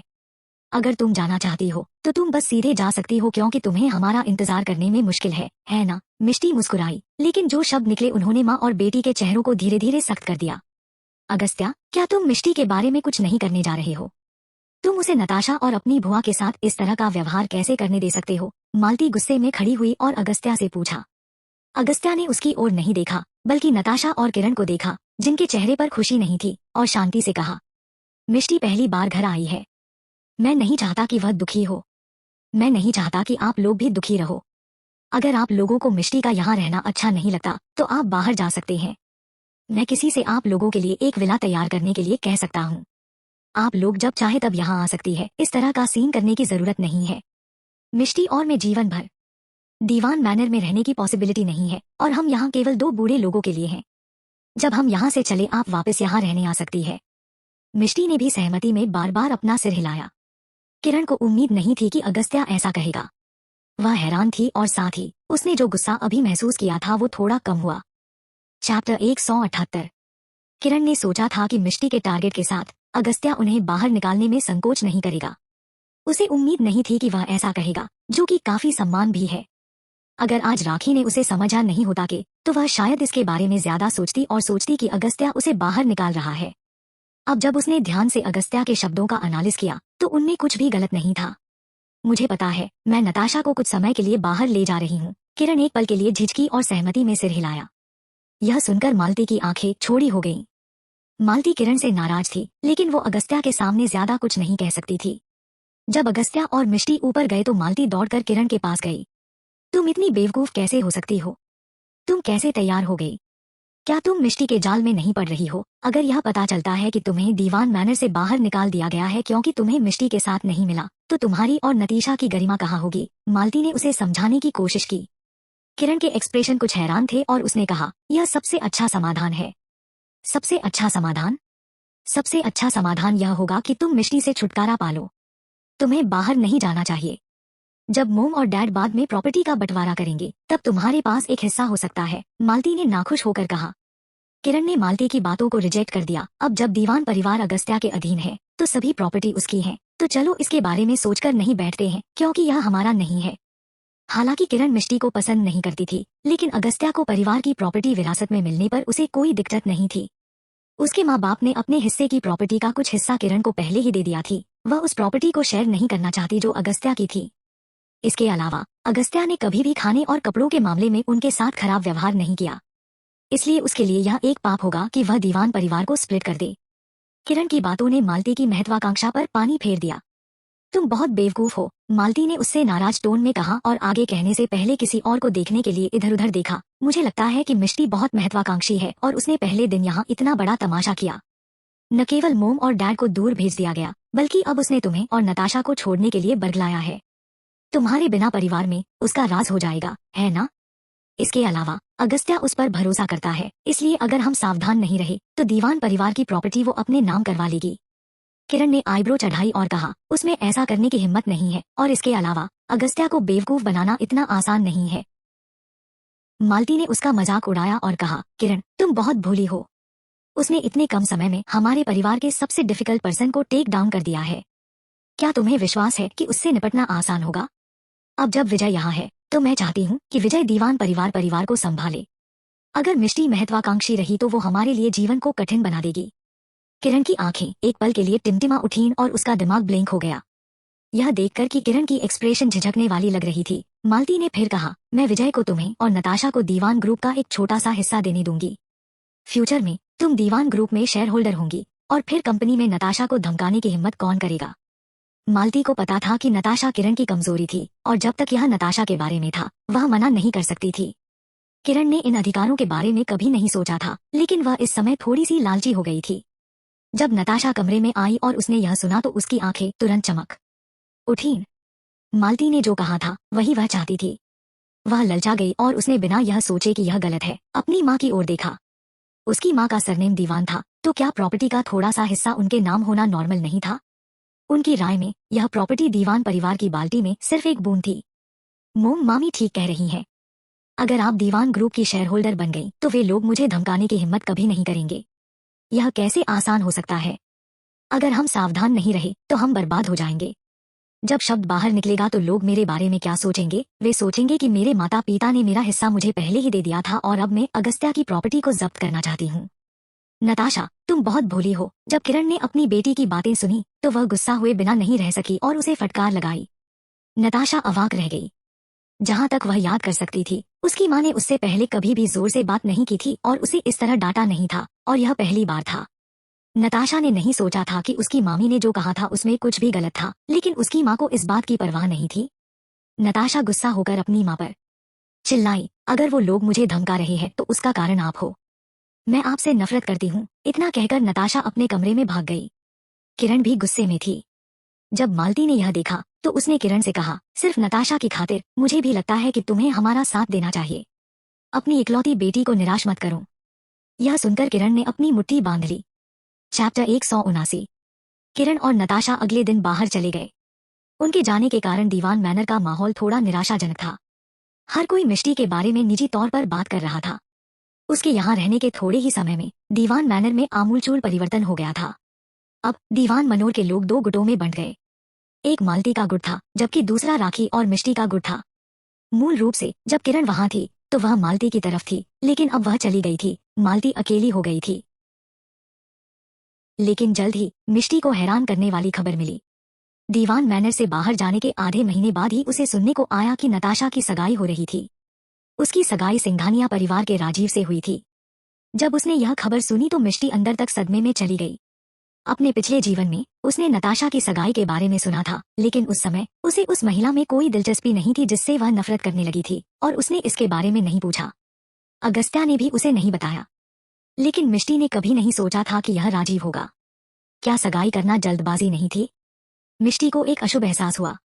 हालांकि वह राजीव को लंबे समय से नहीं जानती थी, उसने इस आदमी से एक खतरनाक आभा महसूस की थी जो अगस्त्या के समान थी, और वह जानती थी कि उसकी पहचान सिंपल नहीं थी। उस रात उसने नताशा का अपनी माँ के साथ मनमुटाव सुना, लेकिन अगस्त्या को यह नहीं बताया कि उसने प्रॉपर्टी पर लड़ाई के बारे में भी कुछ सुना है।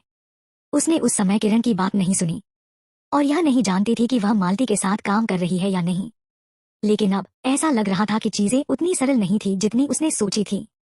सगाई की वजह से दीवान मैनर फिर से बिजी होने वाला था। नताशा और किरण दीवान मैनर वापस आ गए थे। आमतौर पर जब नताशा बाहर जाती थी तो उसकी सैड एक्सप्रेशन की तुलना में वो अब खुश थी। जब वह दीवान मैनर आई तो हर कोई उसके चारों ओर इकट्ठा हो गया और उससे सवाल पूछने लगा, जबकि नताशा ने अपनी ठुड्डी को ऊंचा रखा और ऐसा एक्ट किया जैसे वह सबसे सुपीरियर हो। वर्षा, जिसके नताशा के साथ अच्छे संबंध थे, उसके साथ सेलिब्रेट करने के लिए वो दीवान मैनर आई। तनीषा, जिसे गॉसिप का हिस्सा बनना पसंद था, ने पूछा, मैंने सुना है कि राजीव सुपर हैंडसम है। नताशा, क्या यह सच है? नताशा के तनीषा के साथ अच्छे संबंध हुआ करते थे, लेकिन जब उसने राखी की पिछली बार की बातें सुनी तो वह तनीषा से नफरत करने लगी और जब उसने यह सुना तो उसने तुरंत डींग मारी। बेशक वह हैंडसम है और वह सिंघानिया परिवार का उत्तराधिकारी है और उसके पास अगस्त्या के जैसा स्टेटस।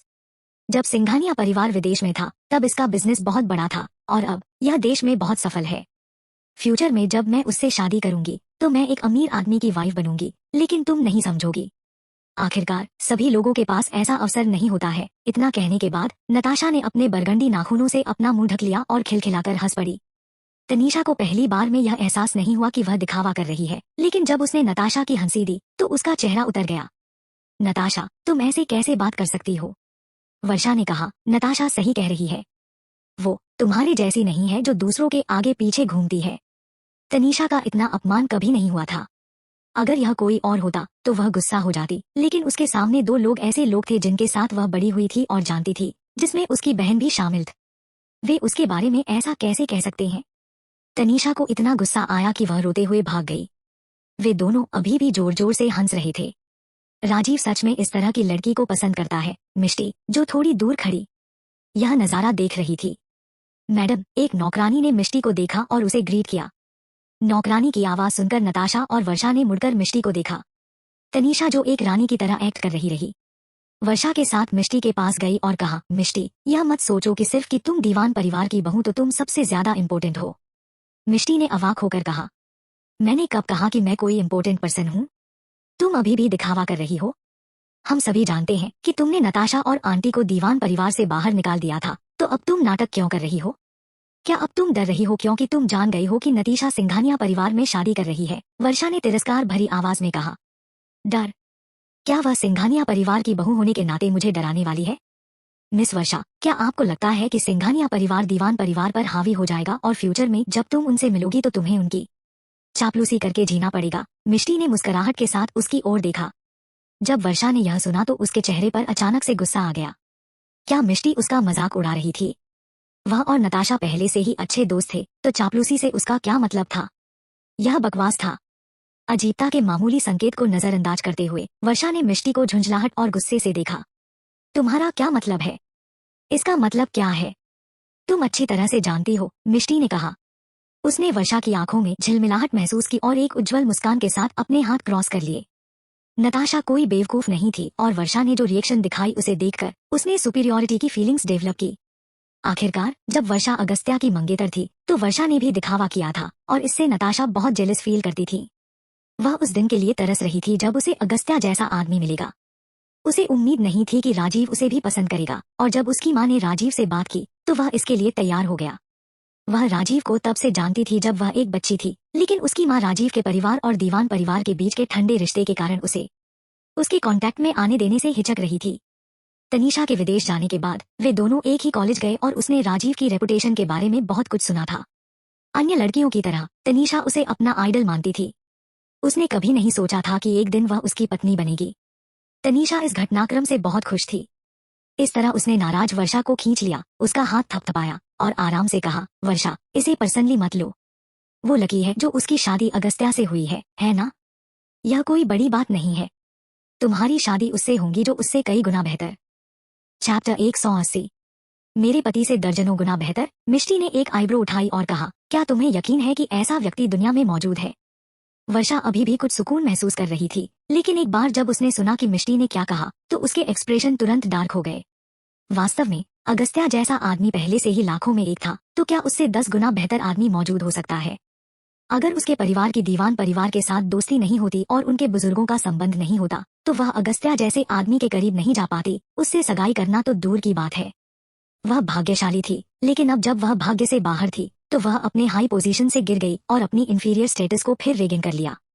जब अगस्त्या ने उसके साथ अपनी सगाई तोड़ दी तो सभी प्रोमिनेंट फैमिली की महिलाओं ने धीरे धीरे उसे अलग करना शुरू कर दिया और उसका तिरस्कार करना शुरू कर दिया। इसके अलावा आदमी उसे दूसरी नजर नहीं देखते। लेकिन नताशा की बातें सुनकर वर्षा थोड़ा रिलैक्स कर रही थी, पर मिष्टी उसे किसी भ्रम में छोड़ना भी नहीं चाहती थी। वर्षा का चेहरा झुंझलाहट से लाल हो गया क्योंकि उसे लगा कि पहले मिष्टी ने उस आदमी को चुरा लिया था जिसे वह पसंद करती थी, और अब वह उसका मजाक उड़ा रही थी, जो अपमानजनक था। अगर तुम अगस्त्या का पीछा नहीं करती और डाइवोर्स देती तो क्या मैं इस पोजीशन में होती? जब अमीर परिवारों के लोगों ने सुना कि वह एक बार अगस्त्या की मंगेतर थी तो उन्होंने उससे घृणा की। उनमें से हर एक ने सोचा कि वह अब कुंवारी नहीं थी और महसूस किया कि अगर अगस्त्या ने उसे नीचे देखा तो वे भी खुद को नीचा नहीं दिखाना चाहेंगे। यहाँ तक कि 25 से 26 की उम्र में एक भी अमीर आदमी शादी का ऑफर रखने के लिए दरवाजे पर नहीं आया या उससे कांटेक्ट करने को तैयार नहीं था। उसका जीवन अगस्त्या द्वारा बर्बाद कर दिया गया था, इसलिए वह मिष्टी से खोई हुई हर चीज वापस ले लेगी, चाहे उसकी कोई भी कीमत क्यों न हो। मुझे तलाक मिलता है या नहीं, इससे तुम्हारी पोजीशन का क्या लेना देना है? क्या मुझे तुम्हारी इच्छाओं को पूरा करने के लिए एक अबॉन्डन वाइफ बनना चाहिए, या तुम्हें लगता है कि मुझे तुम्हारी मदद करना चाहिए, या तुम्हें लगता है कि मैं एक संत हूँ जो उस महिला की मदद के लिए अपना बलिदान दे सकती है जिसका मुझसे कोई लेना देना नहीं है? ओ, तो तुम सच में मेरे बारे में बहुत ज्यादा सोचती हो। मिष्टी की नजर वर्षा पर पड़ी जैसे वह किसी बेवकूफ को देख रही हो। वर्षा के एक्सप्रेशन एक पल के लिए डरा गई। उसके आसपास के लोग भी उस पर अजीब निगाहें डाल रहे थे। जब अगस्त्या एक कार दुर्घटना में था तो वह वर्षा का परिवार था जो शादी को कैंसिल करने के लिए दरवाजे पर आया था। यही कारण था कि अगस्त्या के दादा दादी लड़की को खोजने में इतनी जल्दी थे।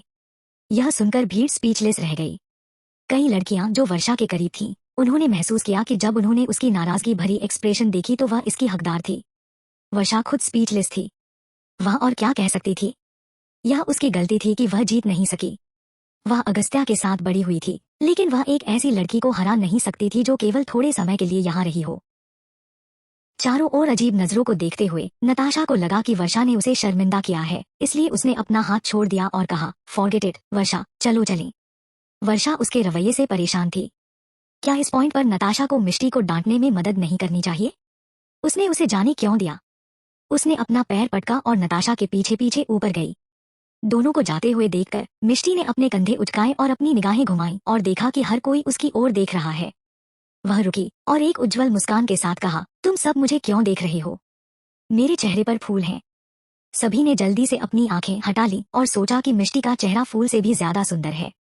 मिष्टी अभी नीचे थी कि बटलर उसके पास आया और बोला, मिसेज दीवान, क्या मैं आपसे बात कर सकता हूँ? मिष्टी ने ऊपर देखा और बटलर के चेहरे पर एक सीरियस एक्सप्रेशन देखी।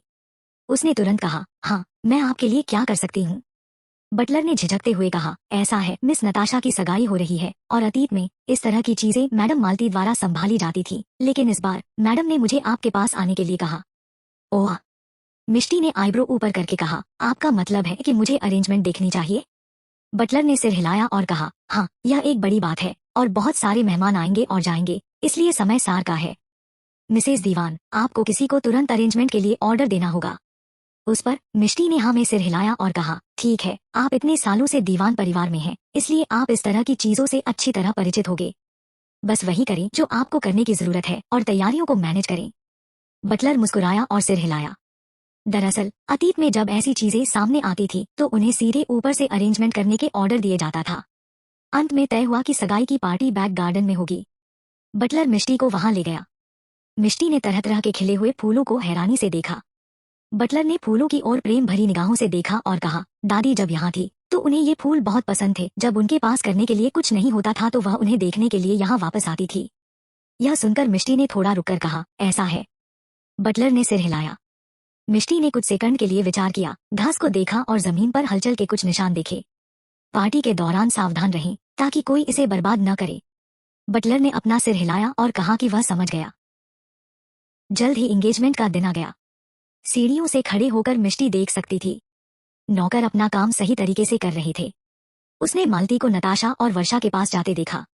अभी वह सोच ही रही थी कि एक लंबी फिगर अचानक उसके पीछे से उसके कंधों पर दब गई। फिर उसकी कमर के चारों ओर कसाव हुआ और अगस्त्या के शरीर से खुशबू मिष्टी की नाक में चली गई।